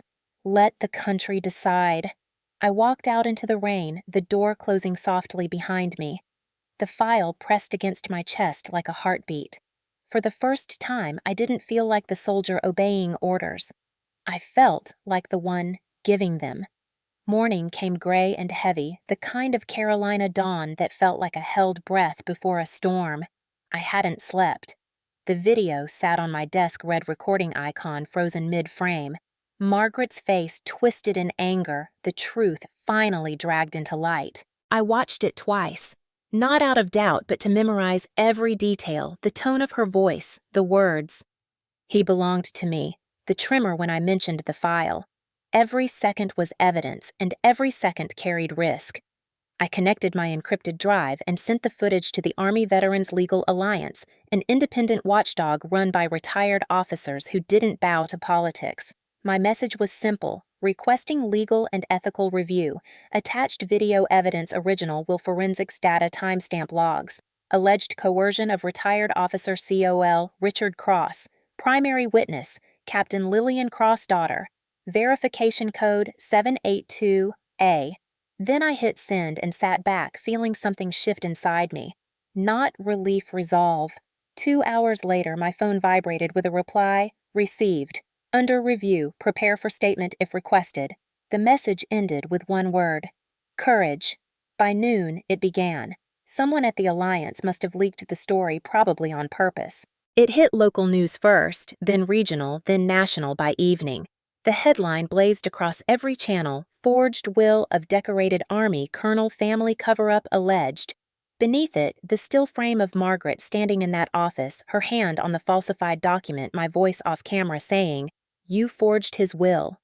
The anchor spoke with the same mix of gravity and hunger every journalist has when smelling blood. New evidence suggests a prominent Fayetteville widow, Margaret Cross, may have coerced her late husband, Colonel Richard Cross, into signing a falsified will while he was incapacitated. Sources confirm the footage was provided by the colonel's daughter, Captain Lillian Cross, an active U.S. Army intelligence officer. My name was out. No anonymity, no shadows left to hide in. The footage ran on a loop. The public ate up the scandal of a decorated colonel's legacy twisted by deceit. Every network dissected its slow-motion playback of Margaret's smile analysis of her words. Commentators debated whether she was manipulative or misunderstood. One retired general said, "This is a disgrace to every soldier who ever served with honor." Another cautioned, "We must remember mental instability runs deep in families touched by trauma." That line stung. I knew where it came from. Margaret's statement followed that evening. She appeared on a local news broadcast wearing black pearls gleaming against her throat, her hair immaculate. "I loved my husband deeply," she said, voice trembling just enough to seem sincere. "These accusations are tragic and untrue. Lillian has been unwell since returning from service. The Army knows she struggles with post-traumatic stress. This isn't about truth, it's about grief." She dabbed her eyes with a tissue she didn't need. The camera cut closer. "Richard and I had a marriage built on respect. It breaks my heart that his own daughter can't find peace." I watched the interview from my apartment, jaw-clenched hands folded so tightly they ached. She wasn't just defending herself, she was rewriting the story again, the same way she'd rewritten his history, his photos, his signature. Within hours, her narrative spread online. Some people called me brave. Others called me delusional. Forums debated whether the video had been doctored. News pundits called it the Cross scandal. Even my name became ammunition. Captain Cross crosses the line. Margaret didn't need to destroy the footage. She just needed to make people doubt it. The gaslighting had gone national. Rebecca called that night. "It's out there," she said. "Every channel's running it." "I know," I said. "She's spinning fast." "Then spin faster," she replied. "You've got the truth. Don't let her turn it into noise." Her voice steadied. "The Alliance is filing for a full federal review of the estate. You'll be summoned for testimony." I leaned against the window, watching the rain slide down the glass like static. "Then we do it in daylight," I said. "No more shadows." The next morning, my inbox flooded reporters, old colleagues, people I hadn't spoken to in years. Some offered support. Others wanted quotes. A few sent condolences as if my father had died twice. I ignored them all. Then a new message came, no subject line. No sender. Just text. "Stop this or you'll regret it." I deleted it, though not before tracing the IP VPN reroute through Savannah. Ethan. That evening I stopped by the old house. The base security tape still sealed the door, but I didn't go inside. I just stood on the sidewalk watching the light flicker from the neighbor's porch, the one that used to shine through our kitchen window during his late-night drills. The weight in my chest felt strange, not sadness, not fear. Something steadier. I whispered to the darkness, "You taught me to fight, Dad. You just never thought I'd fight back." By the third day, the story had erupted. Journalists camped outside Margaret's new townhouse, shoving microphones through the gate. "Mrs. Cross, did you force your husband to sign? Is it true you falsified the will? Did you emotionally abuse Colonel Cross?" She never broke stride, never looked at the cameras. She just smiled the same way she smiled at his funeral, composed, untouchable. But the cracks showed online. Someone from the legal firm leaked an internal memo confirming discrepancies in the notary log. Screenshots spread across Twitter and Reddit faster than Margaret's lawyers could deny them. Commenters tore her apart. "You don't fake a hero's signature." She framed his daughter. "This woman belongs behind bars." By day 4, her name trended nationwide. #CrossWill scandal had millions of posts. Every anchor repeated the same closing line. "The truth will decide which cross stands tall." For once, the story wasn't hers to tell. I watched the coverage quietly expressionless, but inside, something uncoiled. Not vengeance clarity. The truth didn't need to shout. It just needed air. Then came the final twist of irony. The same Army Behavioral Board that once summoned me for psychological review now issued an official statement. Captain Lillian Cross acted within lawful parameters as a reporting party in a civilian matter involving a retired officer. No further review necessary. Translation, they believed me now that the cameras did. Justice by way of exposure. The scandal hit her faster than I expected. Within a week, her charity sponsorships withdrew, her bank accounts froze pending investigation, and Ethan's face appeared online beside hers tagged accomplice. Someone dug up footage of his vandalism from a nearby security camera, his Mustang parked beside my Jeep, his face visible in the reflection. The public humiliation had begun. The widow who'd built her reputation on grace and composure was now a meme, her frozen smile, her quote, "He belonged to me," plastered over every post. Rebecca called again. "You started something big," she said. "She's cornered." I stared at the blank TV screen, my reflection split by static. "No," I said softly. "She's just been seen." That night, I sat alone on my balcony as sirens wailed somewhere distant. The city smelled like rain and electricity, that scent right before lightning finds metal. The footage played again on my phone, muted this time. My father's voice echoed in memory that same line he drilled into me at 15 integrity above sentiment. For the first time, it didn't sound like an order. It sounded like permission. I uploaded the full files to an open access archive for military whistleblowers, titled it, "For the Record, COL Richard Cross." The upload finished at 02:13. The timestamp blinked once, then locked. It was done. I turned off the phone and whispered to the night, "You wanted control, Margaret. Now you're living inside the one thing you can't control: public memory." For years, she had dictated every narrative. But now, the world was watching her the way she used to watch me. That was the true justice, not just exposure, but reversal. The watcher finally watched. It was just past 7 in the evening when the knock came, 3 slow, deliberate taps against my apartment door. Not the frantic hammering of a threat, not the hesitant knock of a neighbor. It was the kind of rhythm only one person in the world would have the gall to use. I didn't move at first. I just stood there in the quiet, watching the amber light from the street lamp slide through the blinds. A second knock came lighter this time. "Lillian," a voice called, smooth, precise, practiced. "Open the door." I could have ignored her. I thought about it, but something in the calmness of her tone told me she wasn't here for chaos. She was here for performance, and if there was one thing Margaret Cross could never resist, it was an audience. I unlocked the door and stepped back. She entered like she owned the air. The widow of Colonel Richard Cross, perfect posture, black cashmere coat, a silver pin gleaming on her collar. In her hand, she held an envelope stamped with the seal of the Cumberland County Superior Court. Her eyes scanned the room disapproving, as if she'd expected military perfection and found civilian decay instead. "You've redecorated," she said finally. "It's very empty." "I like empty," I replied. "It's honest." She closed the door behind her gloved hands, still clutching the envelope. For a moment, she didn't speak, just stood there measuring the distance between us like a tactician surveying a field. When she finally broke the silence, her voice was soft but strained. You've made quite a mess, haven't you? Truth usually is, I said, especially after it's been buried. Her jaw tightened a flicker of irritation beneath the veneer of calm. You've humiliated yourself, your family, and your father's name. Do you have any idea what you've done to his legacy? I think I've restored it, I said flatly. He didn't deserve to be remembered as your puppet. Her eyes narrowed. Careful, Lillian. You've already crossed several lines. Breaking into my lawyer's office leaking private footage, it won't play well in court. I tilted my head. Neither will a forged will, Margaret, or a video of you coercing a dying man to sign it. Her expression flickered again, one heartbeat of fear, before she smoothed it away with that familiar empty smile. You think this will end with justice? She asked. It won't.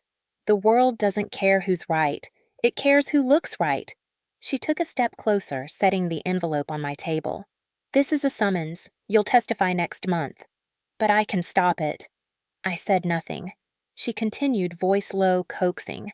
If you drop the charges, I'll sign everything back: the house, the accounts, the pension. You can have it all. We can even issue a joint statement to the press. Misunderstanding resolved within the Cross family.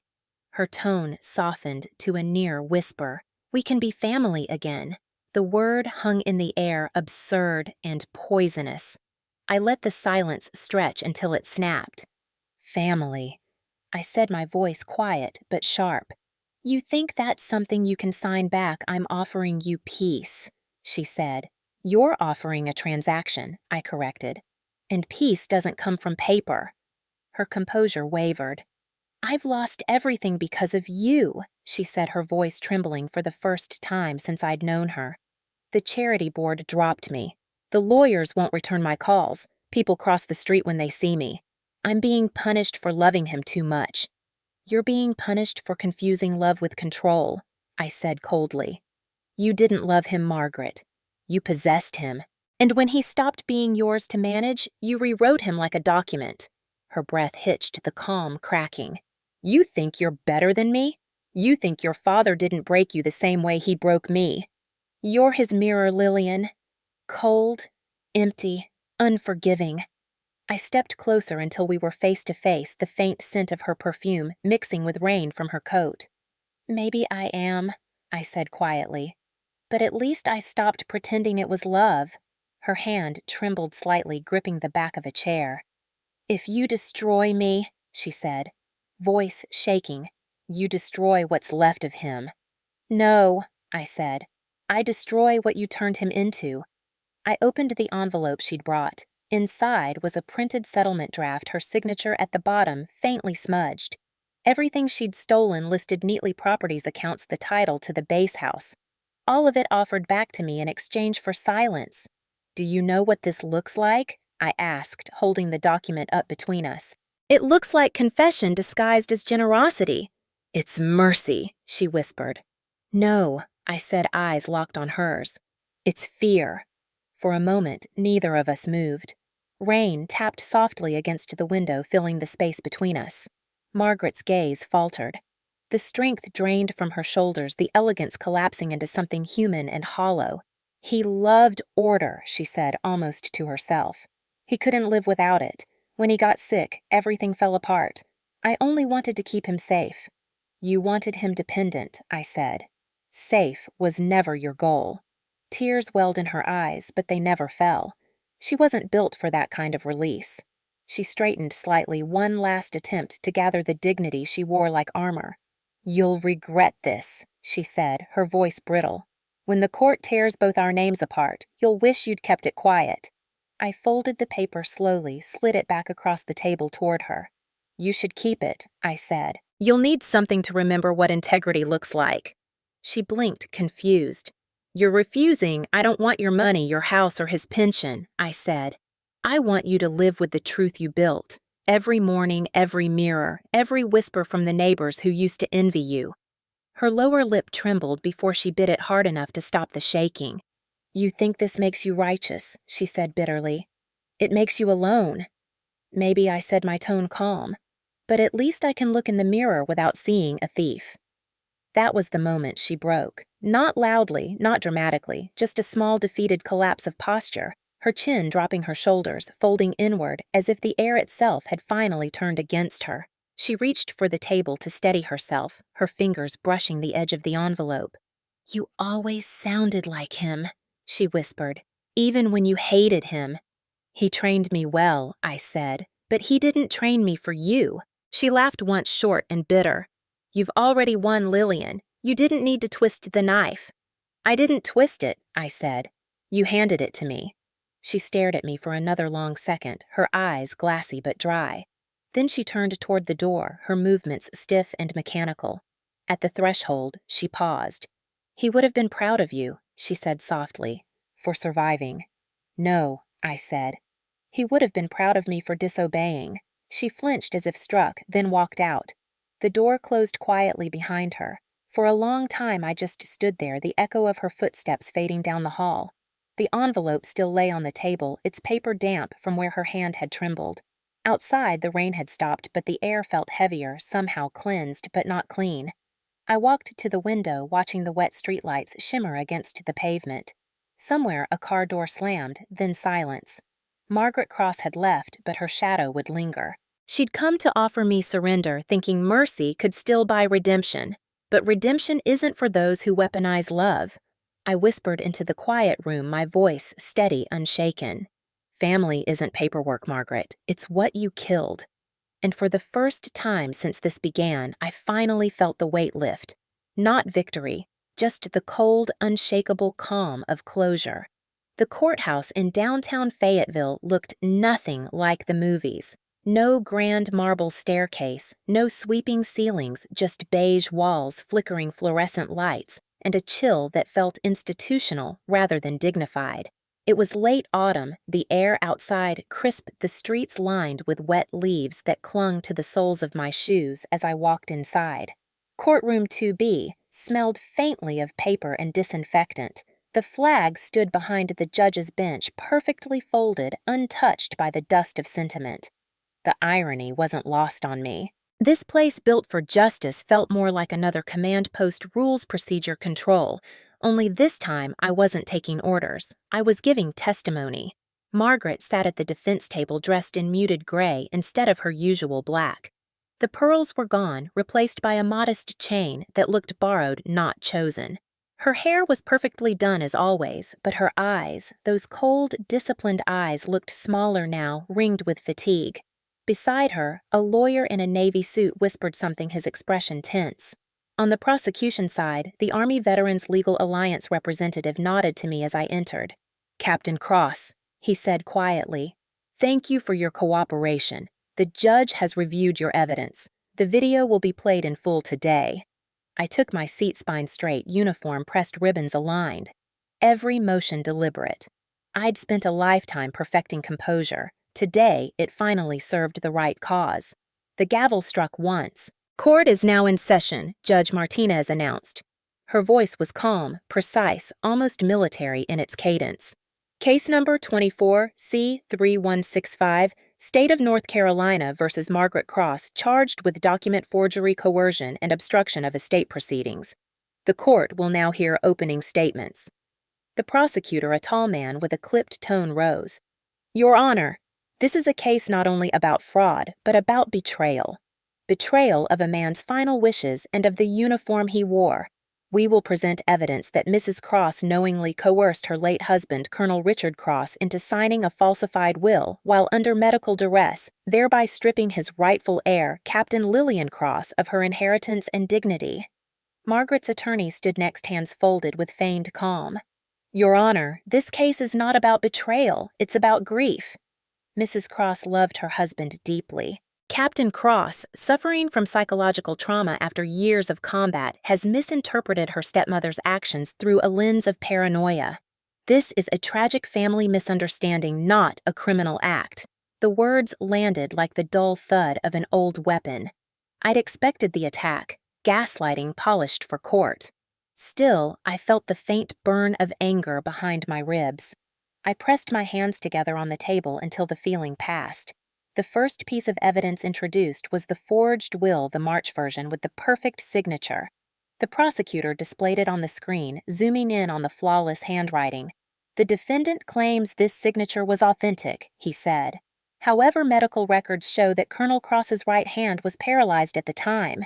The same day, he signed hospital forms using his left hand, irregular, inconsistent. Yet this document displays his old signature unshaken." Then he called me to the stand. The oath felt heavy on my tongue. I sat adjusting the microphone. "Captain Lillian Cross, U.S. Army Intelligence," I began. My voice sounded calm, detached the way I'd practiced. "Daughter of Colonel Richard Cross." Captain Cross, the prosecutor, said, "Tell us what you discovered." I detailed everything: the cameras hidden throughout the house, the encrypted folder labeled 4LC, the video showing Margaret guiding my father's hand.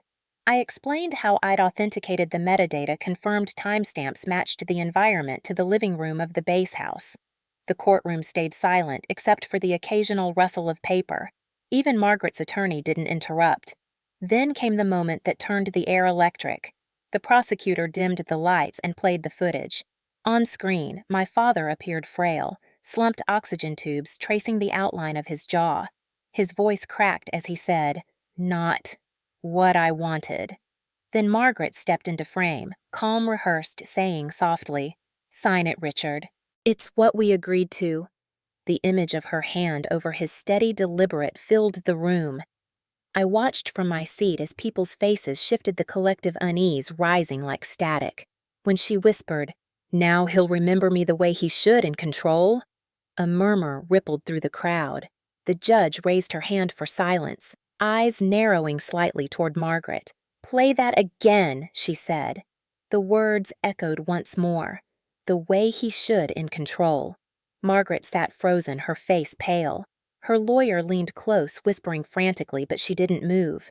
When the lights came back on, the judge turned to me. "Captain Cross, was this footage edited in any way?" "No, Your Honor," I said. "It's authenticated by military forensic tools. The original is archived under restricted clearance." "Understood." The judge nodded once, then turned to the defense.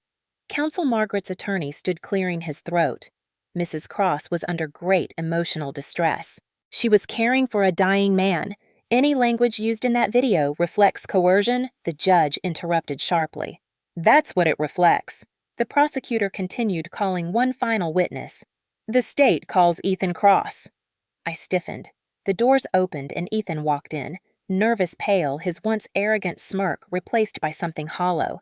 He wore a wrinkled dress shirt, sleeves rolled up, hands trembling slightly as he took the stand. Margaret's eyes widened.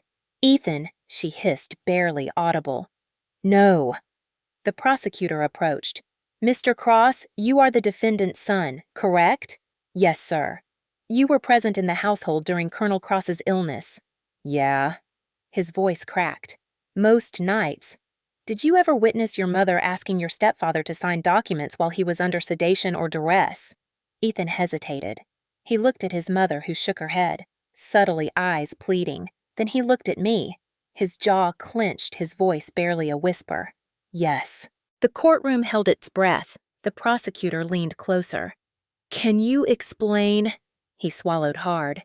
"She said it was just a form, said he was too tired to argue, but he didn't know what he was signing. I heard her tell someone on the phone afterward that it was done, that she'd fixed it before Lillian got home." Margaret slammed her hand on the table. "Ethan, stop it!" The bailiff stepped forward instantly. The judge's gavel struck once. "Mrs. Cross, control yourself." Ethan's hands shook harder. "She told me to destroy the drafts after, said no one would believe Lillian anyway. I didn't mean to be part of it." His voice cracked again, and the guilt came pouring out in waves. "She said Dad wanted it that way, but I knew he didn't. He used to talk about fairness. He said Lillian was the only one who could keep the Cross name clean." Margaret sat back down slowly, her face drained of all color. Her lawyer's notes lay forgotten on the desk. The judge took a long, quiet breath before speaking. "This court has heard enough." She looked directly at Margaret. "Mrs. Cross, the evidence against you is overwhelming video witness testimony forensics. You exploited a dying man's condition to seize his estate, falsified documents, and attempted to defame his daughter to conceal it. Such conduct dishonors not only this court but the very institution your late husband served." Margaret's lips moved soundlessly, but no words came. The gavel struck once more. The court finds the defendant guilty on all counts. Sentence to be determined following restitution and psychological evaluation. The sound reverberated through me like the final echo of a war drum.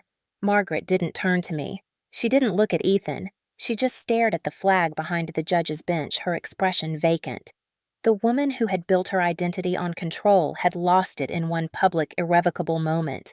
As the bailiffs led her away, Ethan stood there shaking his face, blotched with shame. I met his eyes, and for the first time he didn't smirk or sneer. He just nodded once as if silently asking forgiveness neither of us could give. When it was over, I stepped outside into the sunlight. The air was cold but clean, the courthouse steps slick with dew. Reporters swarmed the entrance shouting questions, but their voices faded into the background hum of the city. I walked past them without a word, the crowd parting instinctively. Across the street, the courthouse flag rippled in the wind. I stopped and saluted, not for him, not for what he'd done, but for the part of him that still believed integrity meant something. For the first time in years, silence didn't scare me. It sounded like freedom. The morning after the verdict, Fayetteville felt quieter, as if the town itself was holding its breath. Headlines lined every newsstand, the same photograph splashed across all of them, me, walking down the courthouse steps. Sunlight cutting across my face, expression unreadable. Beneath the image, the caption read, "The daughter who exposed the colonel's widow." It was strange seeing my life condensed into a headline, my pain into a slogan. Soldiers in uniform saluted me as I passed through the base gate that morning, some out of respect, others out of curiosity. A few whispered, "That's her," when they thought I couldn't hear. I wasn't a hero. I was a reminder of what happens when silence ends. Requests for interviews came pouring in before noon, CNN, Fox, even military podcasts with patriotic names. They wanted to hear the inside story, the betrayal, the courage, the courtroom drama. I declined them all. Fame was just another kind of control, and I'd had enough of people framing my story for me. Instead, I sent a single written statement to the press. Truth doesn't need a camera, it just needs courage. That was all they got. It ran on the front page the next day, printed in bold beneath my photo. Public opinion swung hard. Margaret's image, once polished, charitable, almost saintly, now carried the weight of disgrace. Every sponsorship, every social contact evaporated overnight. By week's end, her lawyer filed to withdraw from representation, citing irreconcilable moral conflict. The community that once praised her for dignified resilience now called her the widow who forged her husband's legacy. The irony was poetic. She'd built her entire life around perception, and perception was the first thing to turn on her. Ethan vanished 2 days after sentencing. No forwarding address, no social media activity, no calls. One of his old friends mentioned seeing him at a gas station near Wilmington, packing up his car headed west. I didn't chase him. Guilt is a road with no destination, and he'd have to drive it alone. Meanwhile, the house, our house, the one Margaret had stripped of medals and memories, reverted to my name. I visited once not out of sentiment, but to see what remained.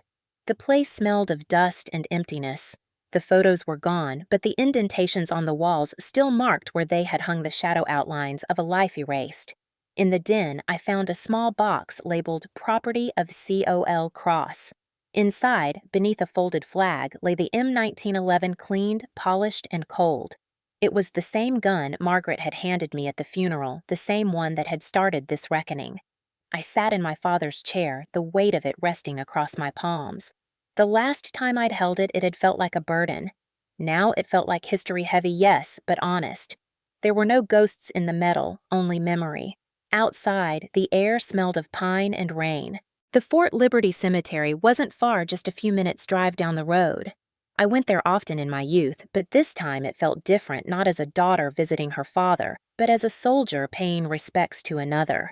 Rows of identical stones stretched like silent ranks, every name carved in the same careful font. I found his grave easily. The grass was trimmed to the soil, neat, the flag fresh. Someone from the Veterans Association must have visited recently. I knelt, setting the pistol case gently on the ground.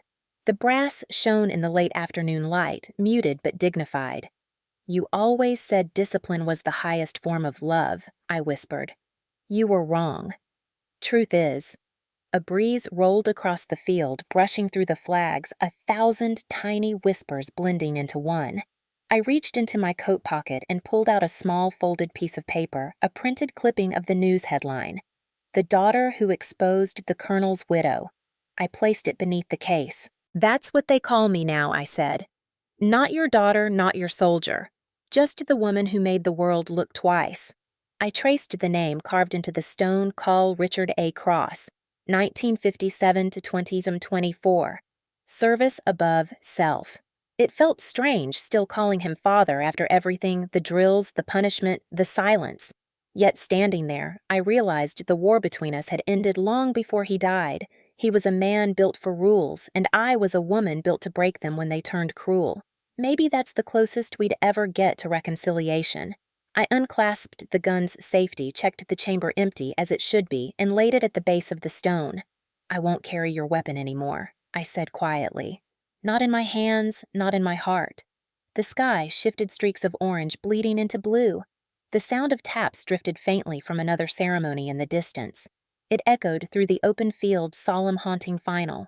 I stood for a long time after that watching the sun dip low over Fort Liberty. Soldiers came and went behind me, saluting graves that bore their own ghosts. When the bugle faded, I whispered the words I'd once feared to say aloud. You were wrong about silence, too. It doesn't build strength. It breeds shame. When I left, I didn't look back. The following week, I returned to duty, though not in intelligence. My superiors offered me a desk position in public affairs, safer, political, predictable. I declined. Instead, I used the restitution money to open a counseling initiative for female veterans struggling with reintegration and family abuse. I called it the Liberty House Project. Our first meeting was in a rented room above a diner off Bragg Boulevard. 5 women showed up that day, all with different stories but the same look in their eyes, that wary, practiced calm of someone who's had to survive without being believed. One woman asked me, Captain Cross, what made you start this? I smiled faintly. A lie, I said, and what it cost to tell the truth. Word spread quietly. Within 6 months, we had over 40 members and a permanent space near the VA center.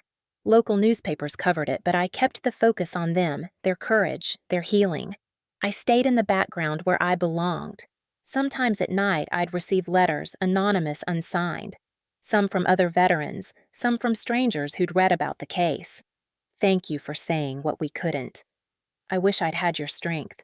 You reminded me that silence isn't loyalty. I never replied. Some truths don't need answers, only acknowledgement. Ethan never resurfaced. The last trace of him came from a bank withdrawal in Arizona. After that, nothing. Maybe he started over. Maybe he ran from the ghost of her. I stopped wondering eventually. He was part of the war, and like any war, not everyone comes home. As for Margaret, the papers said she'd filed for bankruptcy, her assets, seized her home, sold. The judge granted her a reduced sentence due to age and mental evaluation. She would serve 3 years in a state rehabilitation facility. When I saw the headline, I felt nothing. Not satisfaction, not pity. Just the quiet acceptance that every storm runs out of rain. By the first anniversary of the verdict, life had settled into something almost peaceful. I'd moved to a small house outside Fayetteville, near the woods, where the only sounds were wind and distant artillery drills. Some nights, I'd walk to the porch and listen not for echoes of my past, but for proof that the world kept turning without me needing to fight it. One evening, I found a small envelope in my mailbox. No return address. Inside was a photograph of the old Cross family house taken from the front yard, the porch light still on. On the back, in neat, familiar handwriting, were 3 words. He'd be proud. There was no signature, but I didn't need one. Whether it came from Ethan Rebecca or some stranger didn't matter. I tore it in half not from anger, but because I didn't need validation anymore. On my next visit to the cemetery, the gun was still there untouched. Grass had started to grow around it, reclaiming it like the earth always does. I smiled, tracing the edge of the flag beside his stone.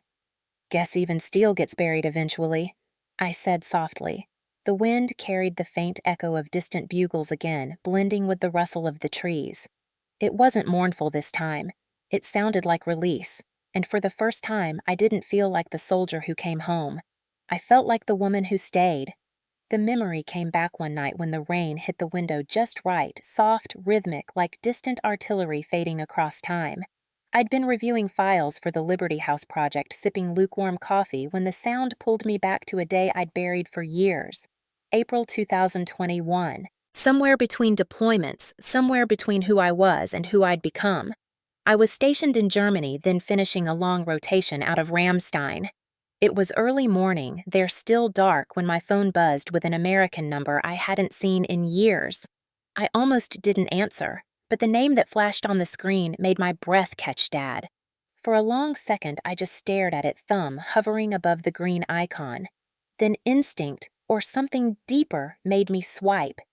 Captain Cross. I said the title spilling out of habit before the name. There was a pause, the faint sound of static. Then his voice, older, thinner, but still threaded with the same iron command that had once shaped my childhood. Lillian, he said. It wasn't a question. It was an order softened by age. I sat down on the edge of my bunk, eyes fixed on the concrete floor. It's been a while, I said. 6 years. Too long, he replied. Silence stretched between us.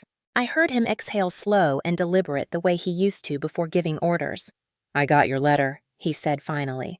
You didn't respond. I didn't know how I said. You made it clear there wasn't much left to say. He sighed. That's not true. It felt true. I said, my tone calm but clipped. You told me I brought shame to the Cross name when I filed for transfer after Afghanistan. You said soldiers don't run. I was wrong, he said. The words came out heavy-weighted, like they'd been waiting years to exist. It was the first time in my life I'd heard him say those words. I didn't believe them at first. Why now, I asked. Why call after all this time? Because he said, his breath catching. The doctors told me I'm running out of time. The words hit harder than any battlefield blast. My chest tightened. How long, I asked, quietly. A year, maybe less. The stroke took more than they thought. Hands don't work right. Can't write, can't shoot. He chuckled weakly. Guess that makes me half a soldier. You were never half of anything I said before I could stop myself. Another silence, softer this time. Margaret's been helping, he continued. She keeps me steady. The house, the meds, the paperwork. His voice lowered almost like confession. I owe her more than people think. I stared at the far wall, the crack in the paint like a fault line between worlds. You don't owe her your freedom. It's not about freedom, Lillian. It's about dignity. I built my life on order, on respect. The moment I walk away from that, I become... what? A broken man in a wheelchair waiting to be pitied. His voice sharpened for a moment, then softened again. A soldier doesn't abandon the mission halfway through. You're not on a mission anymore? I said the words trembling despite my effort to keep them steady. You're home. You could have called years ago. He laughed bitterly. Home, he repeated. That word never seemed to fit, did it? The silence that followed wasn't angry. It was weary. For the first time, I heard the fatigue behind the command. He wasn't the colonel giving orders anymore. He was just a man afraid of disappearing. I took a slow breath. Do you ever think about Mom? I asked quietly. Every day, he said. I see her in your eyes sometimes, in the way you hesitate before speaking. She was patient. I never was. His voice wavered. When she died, I thought if I stayed hard, stayed disciplined, I could survive it. But all I did was build a bunker no one could enter, not even you. I felt the sting in my throat before I realized I was crying. Not loud, not messy. Just a slow, quiet ache that came from places I'd locked away. You didn't just build a bunker, I whispered. You trained me to live in it. He didn't argue. For once, he didn't deflect or rationalize. I know, he said, and I hate that I did. I thought I was making you strong. Instead, I made you lonely. The honesty in his tone cracked something in me. Then why stay with her? I asked, my voice breaking. You could have left, started over. He exhaled. Because I made a promise. Because leaving her would mean facing what I did to you. And because... He paused, struggling. Because pride is easier than forgiveness. I closed my eyes. You always said pride keeps a soldier alive. It does, he said, but it kills the man underneath. There was a long pause, then the faint rustle of paper on his end. I wrote something, he said, or rather dictated it. Margaret says she'll have it notarized soon. It's not finished yet, but it's something. I didn't know then that he meant the will. I didn't know he was already trapped in the machinery of her control. Why tell me I asked? Because you deserve to know I'm trying, he said. If I fall before you forgive me, don't carry my name, Lillian. Carry my lessons. The good ones, not the ones I forced on you. My throat closed up. For a second, I couldn't breathe. You think forgiveness is that easy? No, he said gently. It's not supposed to be. But it's the only thing that makes the noise stop. The noise. The same word I'd used years later when describing the echo of war in my head. He must have remembered. Do you remember, he asked suddenly, when you were 12 and I took you to your first range day? I laughed through the tears. You mean the day you told me crying makes your aim worse? I was wrong about that too, he said softly. Crying makes your hands steadier after. His breathing grew shallow, the pauses between words longer. You turned out stronger than I ever hoped. But strength without warmth is just armor. Don't make my mistake. I wiped my face with my sleeve. You should tell me these things in person. Maybe someday, he said. If I get the chance. You will, I lied. We both knew it. There was one last silence heavier than the rest. Then his voice low, final. If the day comes when you stand where I can't remember, this discipline built you, but compassion will save you. The line clicked softly after that. No goodbye, no formality. Just an ending shaped like every conversation we'd ever had, abrupt, unfinished military. I sat there in the dark for a long time, phone pressed to my ear, the call already over, but the words echoing through me. I didn't cry then. Not yet. I folded that moment into the same mental file as every other wound and kept moving forward. But now, years later, sitting in my quiet Fayetteville home, I finally let it come. The tears weren't sharp this time. They didn't sting or burn. They just fell like rain on glass, soft and inevitable. I whispered into the empty room. I forgave you a long time ago. I just didn't know it until now. The clock ticked somewhere behind me, steady as a heartbeat. Outside, thunder rolled across the distance, slow and deep, like the sky itself was exhaling. And for the first time since that phone call, I felt peace, not for what we'd said, but for what we couldn't. He'd been right all along. The noise stopped not because I silenced it, but because I finally understood it. Forgiveness, I realized, wasn't about absolving him. It was about freeing myself from the command he'd left behind. I turned off the light and sat in the quiet, the ghost of his voice lingering in the dark. Don't carry my name. Carry my lessons. I smiled faintly. I did. Dad, I whispered. And this time, I didn't need permission. The letter came on a Tuesday, sealed with the U.S. Army crest and delivered by hand. For a moment, I thought it was another audit notice or post-trial report. But when I broke the seal, the first line stopped me cold. By order of the Department of the Army, Captain Lillian Cross is hereby reinstated with full security clearance and commended for meritorious integrity in service to the United States. My hands trembled slightly, not from pride, but from disbelief. I'd never chased redemption through rank. It had always been something quieter, harder to earn. Still reading those words felt like air after a long, underwater breath. Attached to the letter was a handwritten note from the Army Chief's office. Sometimes courage doesn't mean following orders. It means defying the wrong ones. You remind us what integrity looks like when no one's watching. That line alone meant more than the title itself. I set the papers down and leaned back in my chair. The afternoon light filtered through the blinds, painting stripes across my uniform, the same one I thought I'd never wear again.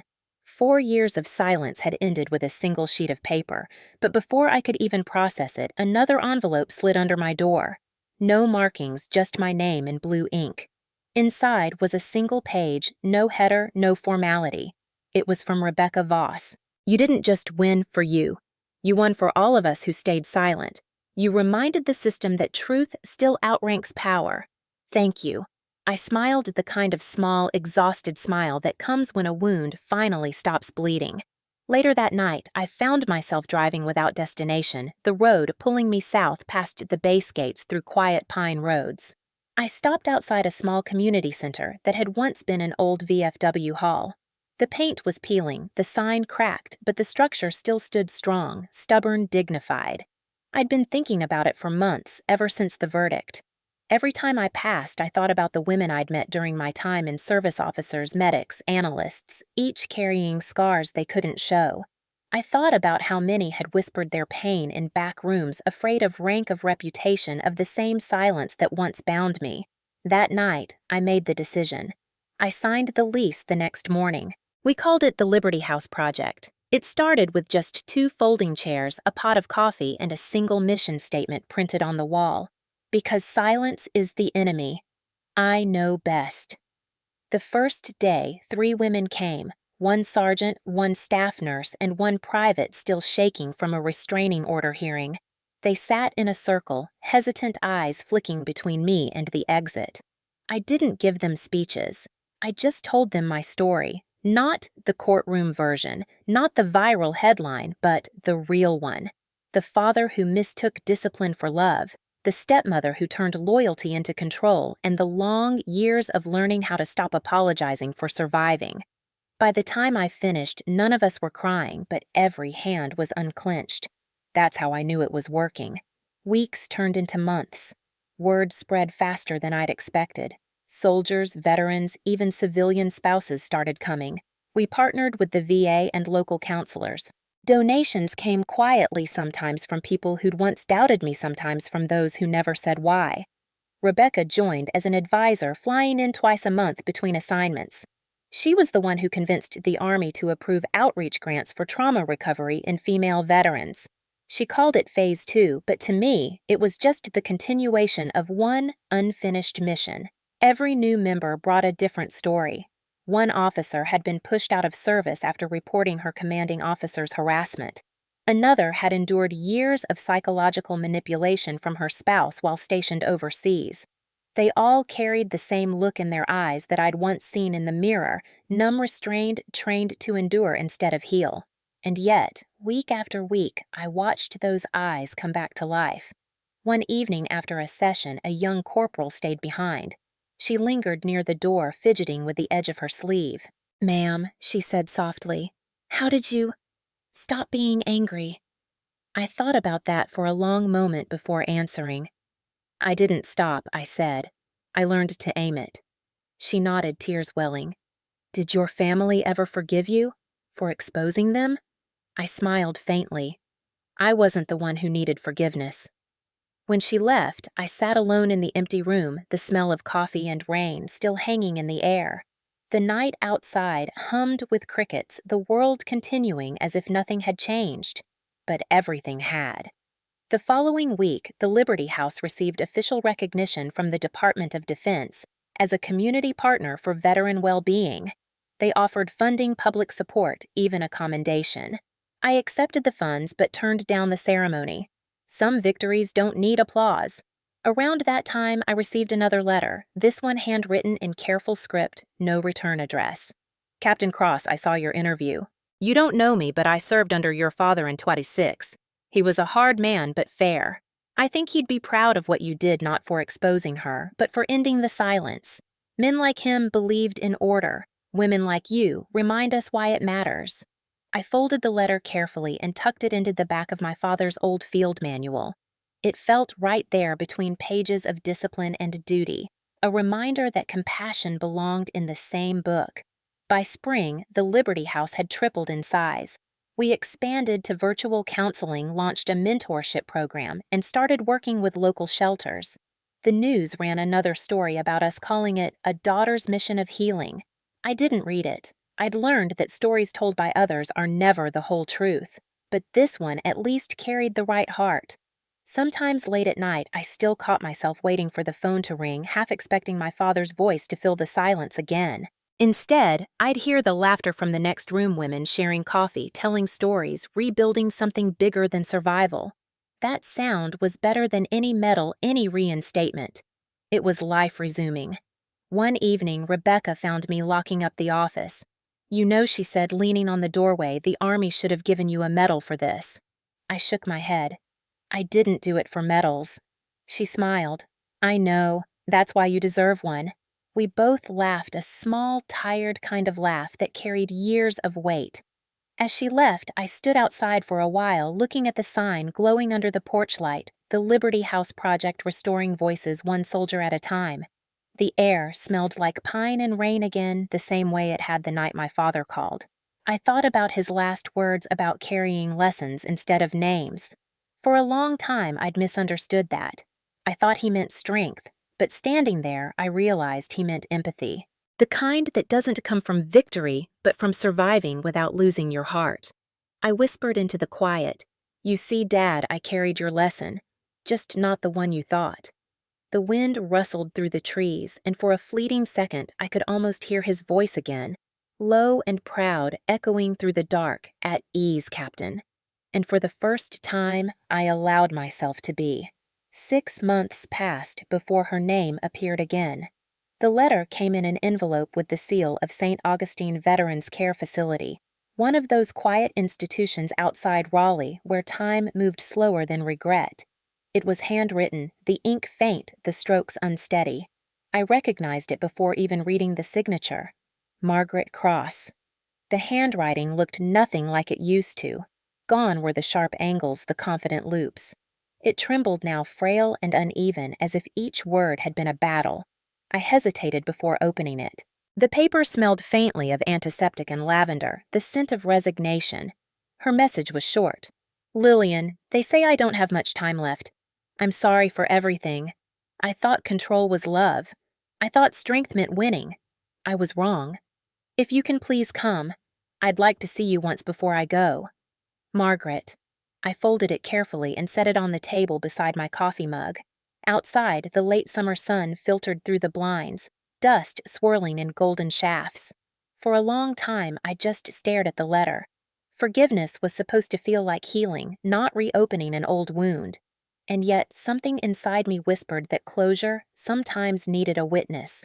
2 days later, I found myself driving east on I-95, the same highway I'd driven countless times before, though never with this kind of silence riding shotgun.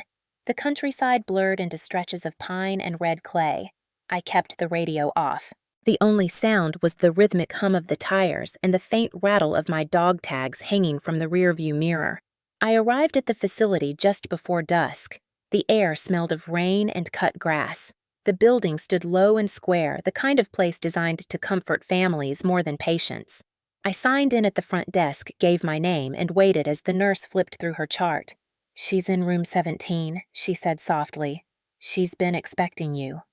The hallway was long-lined with faded photos of veterans and their prime young men and women frozen in sepia glory. Every frame carried the weight of time of victories that never translated into peace. Margaret's room was near the end, sunlight spilling through the half-open blinds. I could see her through the small glass window in the door. She was smaller now, her once perfect hair reduced to thin silver wisps against the pillow. The elegant posture, the authority, all of it gone. She looked human, and somehow that made it harder. I didn't go in. I just stood there watching through the glass. Her hands rested atop a wool blanket, the same kind used in military wards. A photo of my father sat on the table beside her bed. His uniform gleamed beneath the fluorescent light, his eyes forever young, unburdened. It struck me then how the two of them had spent their lives chasing control and ended up confined by it. The nurse noticed me standing there and gave a small nod. "You can go in," she whispered, but I shook my head. "No," I said quietly. "I'll stay here." Margaret stirred slightly, eyes fluttering open. For a moment, she didn't seem to recognize me. Then she did. Her lips parted, but no sound came out. I stepped closer to the glass, close enough for her to see my reflection beside hers. Our eyes met through the pane, hers wet mine steady. She raised a trembling hand as if reaching for the door handle, but it fell back onto the blanket. I leaned closer just enough for her to hear through the small gap beneath the frame. "You taught me something," I said softly. Voice calm even. "Monsters can wear medals too." Her breath caught, her eyes widened pain guilt, maybe recognition. She mouthed something, just one word over and over. "Sorry." I nodded once, not in forgiveness but in acknowledgement. "I know," I said. "But sorry doesn't undo damage. It just names it." A tear slid down her temple, carving a thin path through the paper-dry skin. She looked so different now. No pearls, no control, no mask. For the first time, I saw the person beneath the armor of manipulation, a frightened woman who had built an empire out of fear. "You wanted legacy," I continued, my voice steady. "You got it, just not the one you planned." The monitors beside her beeped faintly, a mechanical heartbeat in the sterile air. She tried to speak again, but her voice was barely a rasp. "Lillian, please." I closed my eyes for a moment, breathing in the scent of antiseptic and fading life. "You once told me weakness was sin," I said quietly. "You were wrong. Cruelty is." Her gaze shifted toward the photo of my father, and for a fleeting second her lips curved, not in pride, not in satisfaction, but in something close to peace. She whispered something I couldn't hear, then turned her face toward the window. The sunlight hit her features just right, softening them, almost forgiving them. I straightened, standing tall, hands behind my back, the way I had at the courtroom, the funeral, every battlefield of my life. For a moment, I almost opened the door. Almost. But then I remembered all the years of silence she'd forced upon everyone around her. Opening that door would have been repeating the cycle, rescuing the person who taught me not to be rescued. "I hope you find peace," I said through the glass. "But you won't find it through me." Her eyes closed slowly, the faintest smile touching her lips, as if she finally accepted the consequence she'd spent her life running from. The nurse appeared again, stepping softly beside me. "She's fading," she whispered. "I know," I said. "She's been fading for years." I turned and walked toward the end of the hallway. Each step felt lighter, not triumphant, but unburdened. The kind of lightness that comes from carrying a weight for too long and finally setting it down. Outside, the late afternoon sun filtered through the trees, casting long golden bars across the grass. The sound of wind chimes floated faintly from the porch. I stopped near the edge of the walkway and looked back through the glass window of her room. The sunlight had shifted, landing directly on her bed, bathing it in a pale, forgiving glow. Dust motes swirled like fragments of memory, shimmering before vanishing into the light. I thought about the last time I'd seen her smile at my father's funeral, when she'd handed me that gun and told me to apologize. The image had haunted me for years, but now, standing here, I realized that moment no longer owned me. The gun, the command, the guilt, it was all just history now, a story finished. The nurse called after me. "Do you want to leave a message for her file?" I turned, slightly shaking my head. "No message," I said, "just a record." She looked puzzled. "A record that I came," I said, "and that I left." She nodded, writing something down as I stepped into the fading light. The air outside was warm, touched with the scent of honeysuckle and rain. For the first time, the world felt open. Not a battlefield, not a base, not a memory, just space. I walked toward the parking lot, the gravel crunching softly beneath my boots. The sun dipped lower, the light catching the corner of my sleeve, glinting off the insignia that had once felt like a burden. It didn't anymore. It felt like balance, a reminder that duty and freedom could coexist after all. Before getting into the car, I looked back one last time at the facility. Through the far window, I could still see that pale shaft of light spilling across her room, golden and pure. It reminded me of the mornings at Fort Liberty, the way dawn used to hit the barracks before training began, calm before chaos. Except now there was no chaos left. I whispered to no one, to everyone. "You were right about one thing, Margaret. Control gives people power. But so does letting go." Then I slid behind the wheel and drove away. The road stretched ahead in long, endless lines of gold and shadow. The sky blazed orange at the horizon, sunlight breaking through clouds like redemption itself. As the facility disappeared in the rearview mirror, I caught one final glimpse of the reflection, the window glowing light pouring outward like absolution. It didn't feel like hers anymore. It felt like mine. For the first time since the funeral, since the courtroom, since the war inside my own name, I felt free. The sky over Fort Liberty burned gold that evening, the kind of sunset that looked almost ceremonial crimson bleeding into amber clouds folded like ribbons of silk across the Carolina horizon. The air smelled faintly of pine and gun oil, the scent of every base that had ever felt like home and exile at once. The day had ended, but the sound of distant drills still echoed from the fields beyond the gates. I parked near the memorial wall and stepped out, boots crunching against the gravel. The base was quieter than I remembered. Or maybe I was just listening differently now. The cemetery stretched out before me, rows of white headstones gleaming under the last light. I walked slowly between them, reading names, ranks, dates, each one a story stopped mid-sentence. At the far end, beneath a flag that never stopped moving, I found his grave. Coel Richard A. Cross. The marble was clean polished by time and by visitors I'd never seen. Someone had left a small pin, a silver eagle, the insignia of a colonel right above his name. I wondered if Margaret had left it before she passed, or maybe Ethan somewhere along his road of quiet penance. It didn't matter anymore. I stood there in silence for a while, the way soldiers do when words feel smaller than memory. Then I reached into my jacket and unfolded a small laminated sheet, the Soldier's Creed. The same one my father had made me memorize as a child. The same one I had recited through tears during training, and the same one that had echoed in my head during every mission since. My voice came out steady but softer than command, more prayer than recitation. I am an American soldier. I am a warrior and a member of a team. I serve the people of the United States and live the Army values. Each line carried the weight of every year I'd worn the uniform, every lesson carved into me by pain and principle. I will always place the mission first. I will never accept defeat.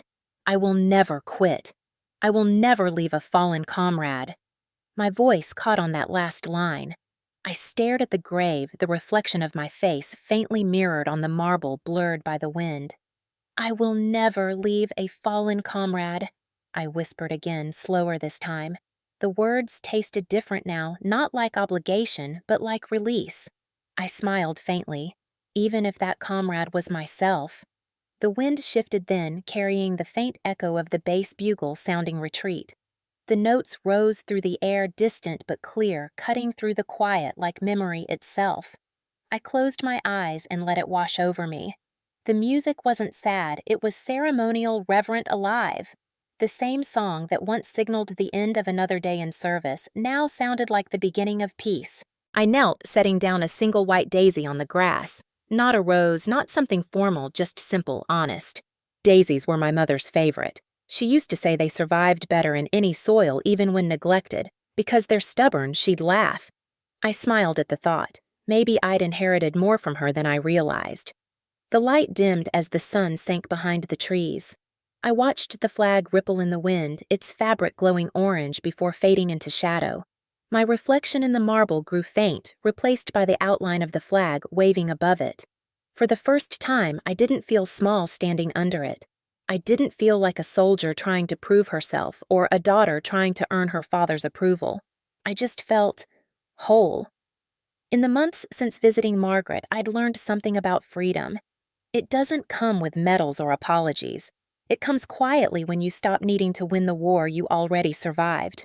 Rebecca called earlier that week asking if I wanted to attend a ceremony in D.C., something about honoring integrity in service. I told her no. I've already had my ceremony, I said, and it's here. She laughed softly on the phone. You always did prefer the quiet victories. She wasn't wrong. I ran my fingers over the engraved letters of his name one last time. You did your best, I said softly. And so did I. Maybe that's enough. I straightened, brushing the dirt from my hands, the white daisy bright against the darkening grass. A group of young recruits jogged past the gates in the distance, their cadence loud and confident. 1 mile, no sweat. 2 miles, better yet. The sound made me smile. The rhythm of it, the discipline, The pride was still familiar, still comforting. The army had been my cage once, but it had also been my compass. It taught me structure when my home had chaos, and it taught me how to fight when silence became the enemy. I turned toward the west, where the last line of sunlight split the horizon in two. The air shimmered with heat and memory. I whispered the last line of the creed under my breath, words I'd recited countless times but never really understood until now. I am a guardian of freedom and the American way of life. Freedom, I thought, isn't about battlefields or medals. It's about choosing to live without fear after the war ends, whether that war is on foreign soil or inside your own bloodline. As I started to walk back toward the parking lot, something caught my eye.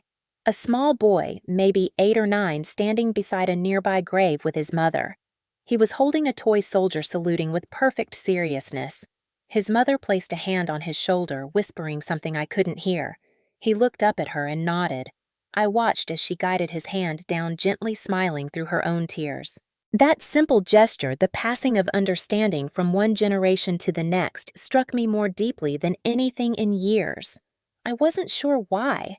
Maybe because I knew that boy would grow up one day and learn that real courage wasn't just in fighting wars, but in surviving the quiet aftermath. I walked past them and toward my car, the gravel crunching beneath my boots like punctuation marks in the silence. When I reached the edge of the road, I turned back one last time. The sun had fully set, now the flag illuminated by the floodlights below. It fluttered steady and strong, its reflection mirrored faintly in the marble headstones, 1,000 small versions of the same symbol glowing like stars scattered across the ground. Somewhere in the distance, the bugle played again, softer now, slower. The final notes lingered long enough to fill the space between memory and peace. I raised my hand in salute, holding it until the last echo faded into the wind. My voice, when it came, was barely more than a whisper. "At ease, Dad." Then I lowered my hand and turned away, walking into the fading light. The camera, if there had been one, would have followed from behind the silhouette of a woman in uniform, her posture calm, her steps unhurried, the evening sun turning her shadow gold. As I reached the car, I glanced once more at the cemetery in the distance, at the rows of white stones gleaming under the twilight. The daisy I'd left was just a dot of white among thousands of markers, but it felt like the only one that mattered. When I started the engine, the headlights illuminated the road ahead, a long stretch leading west away from base toward whatever came next. Behind me, the flag still waved, and the faint echo of the bugle drifted through the open window. It didn't sound like mourning anymore. It sounded like release. For years, I'd lived by my father's creed: obedience, control, sacrifice. Tonight, I wrote my own. "I will never leave a fallen comrade," I repeated under my breath, smiling faintly. Even if that comrade was myself. And for the first time in my life, I drove home not as a soldier, not as a daughter, but as something simpler, free.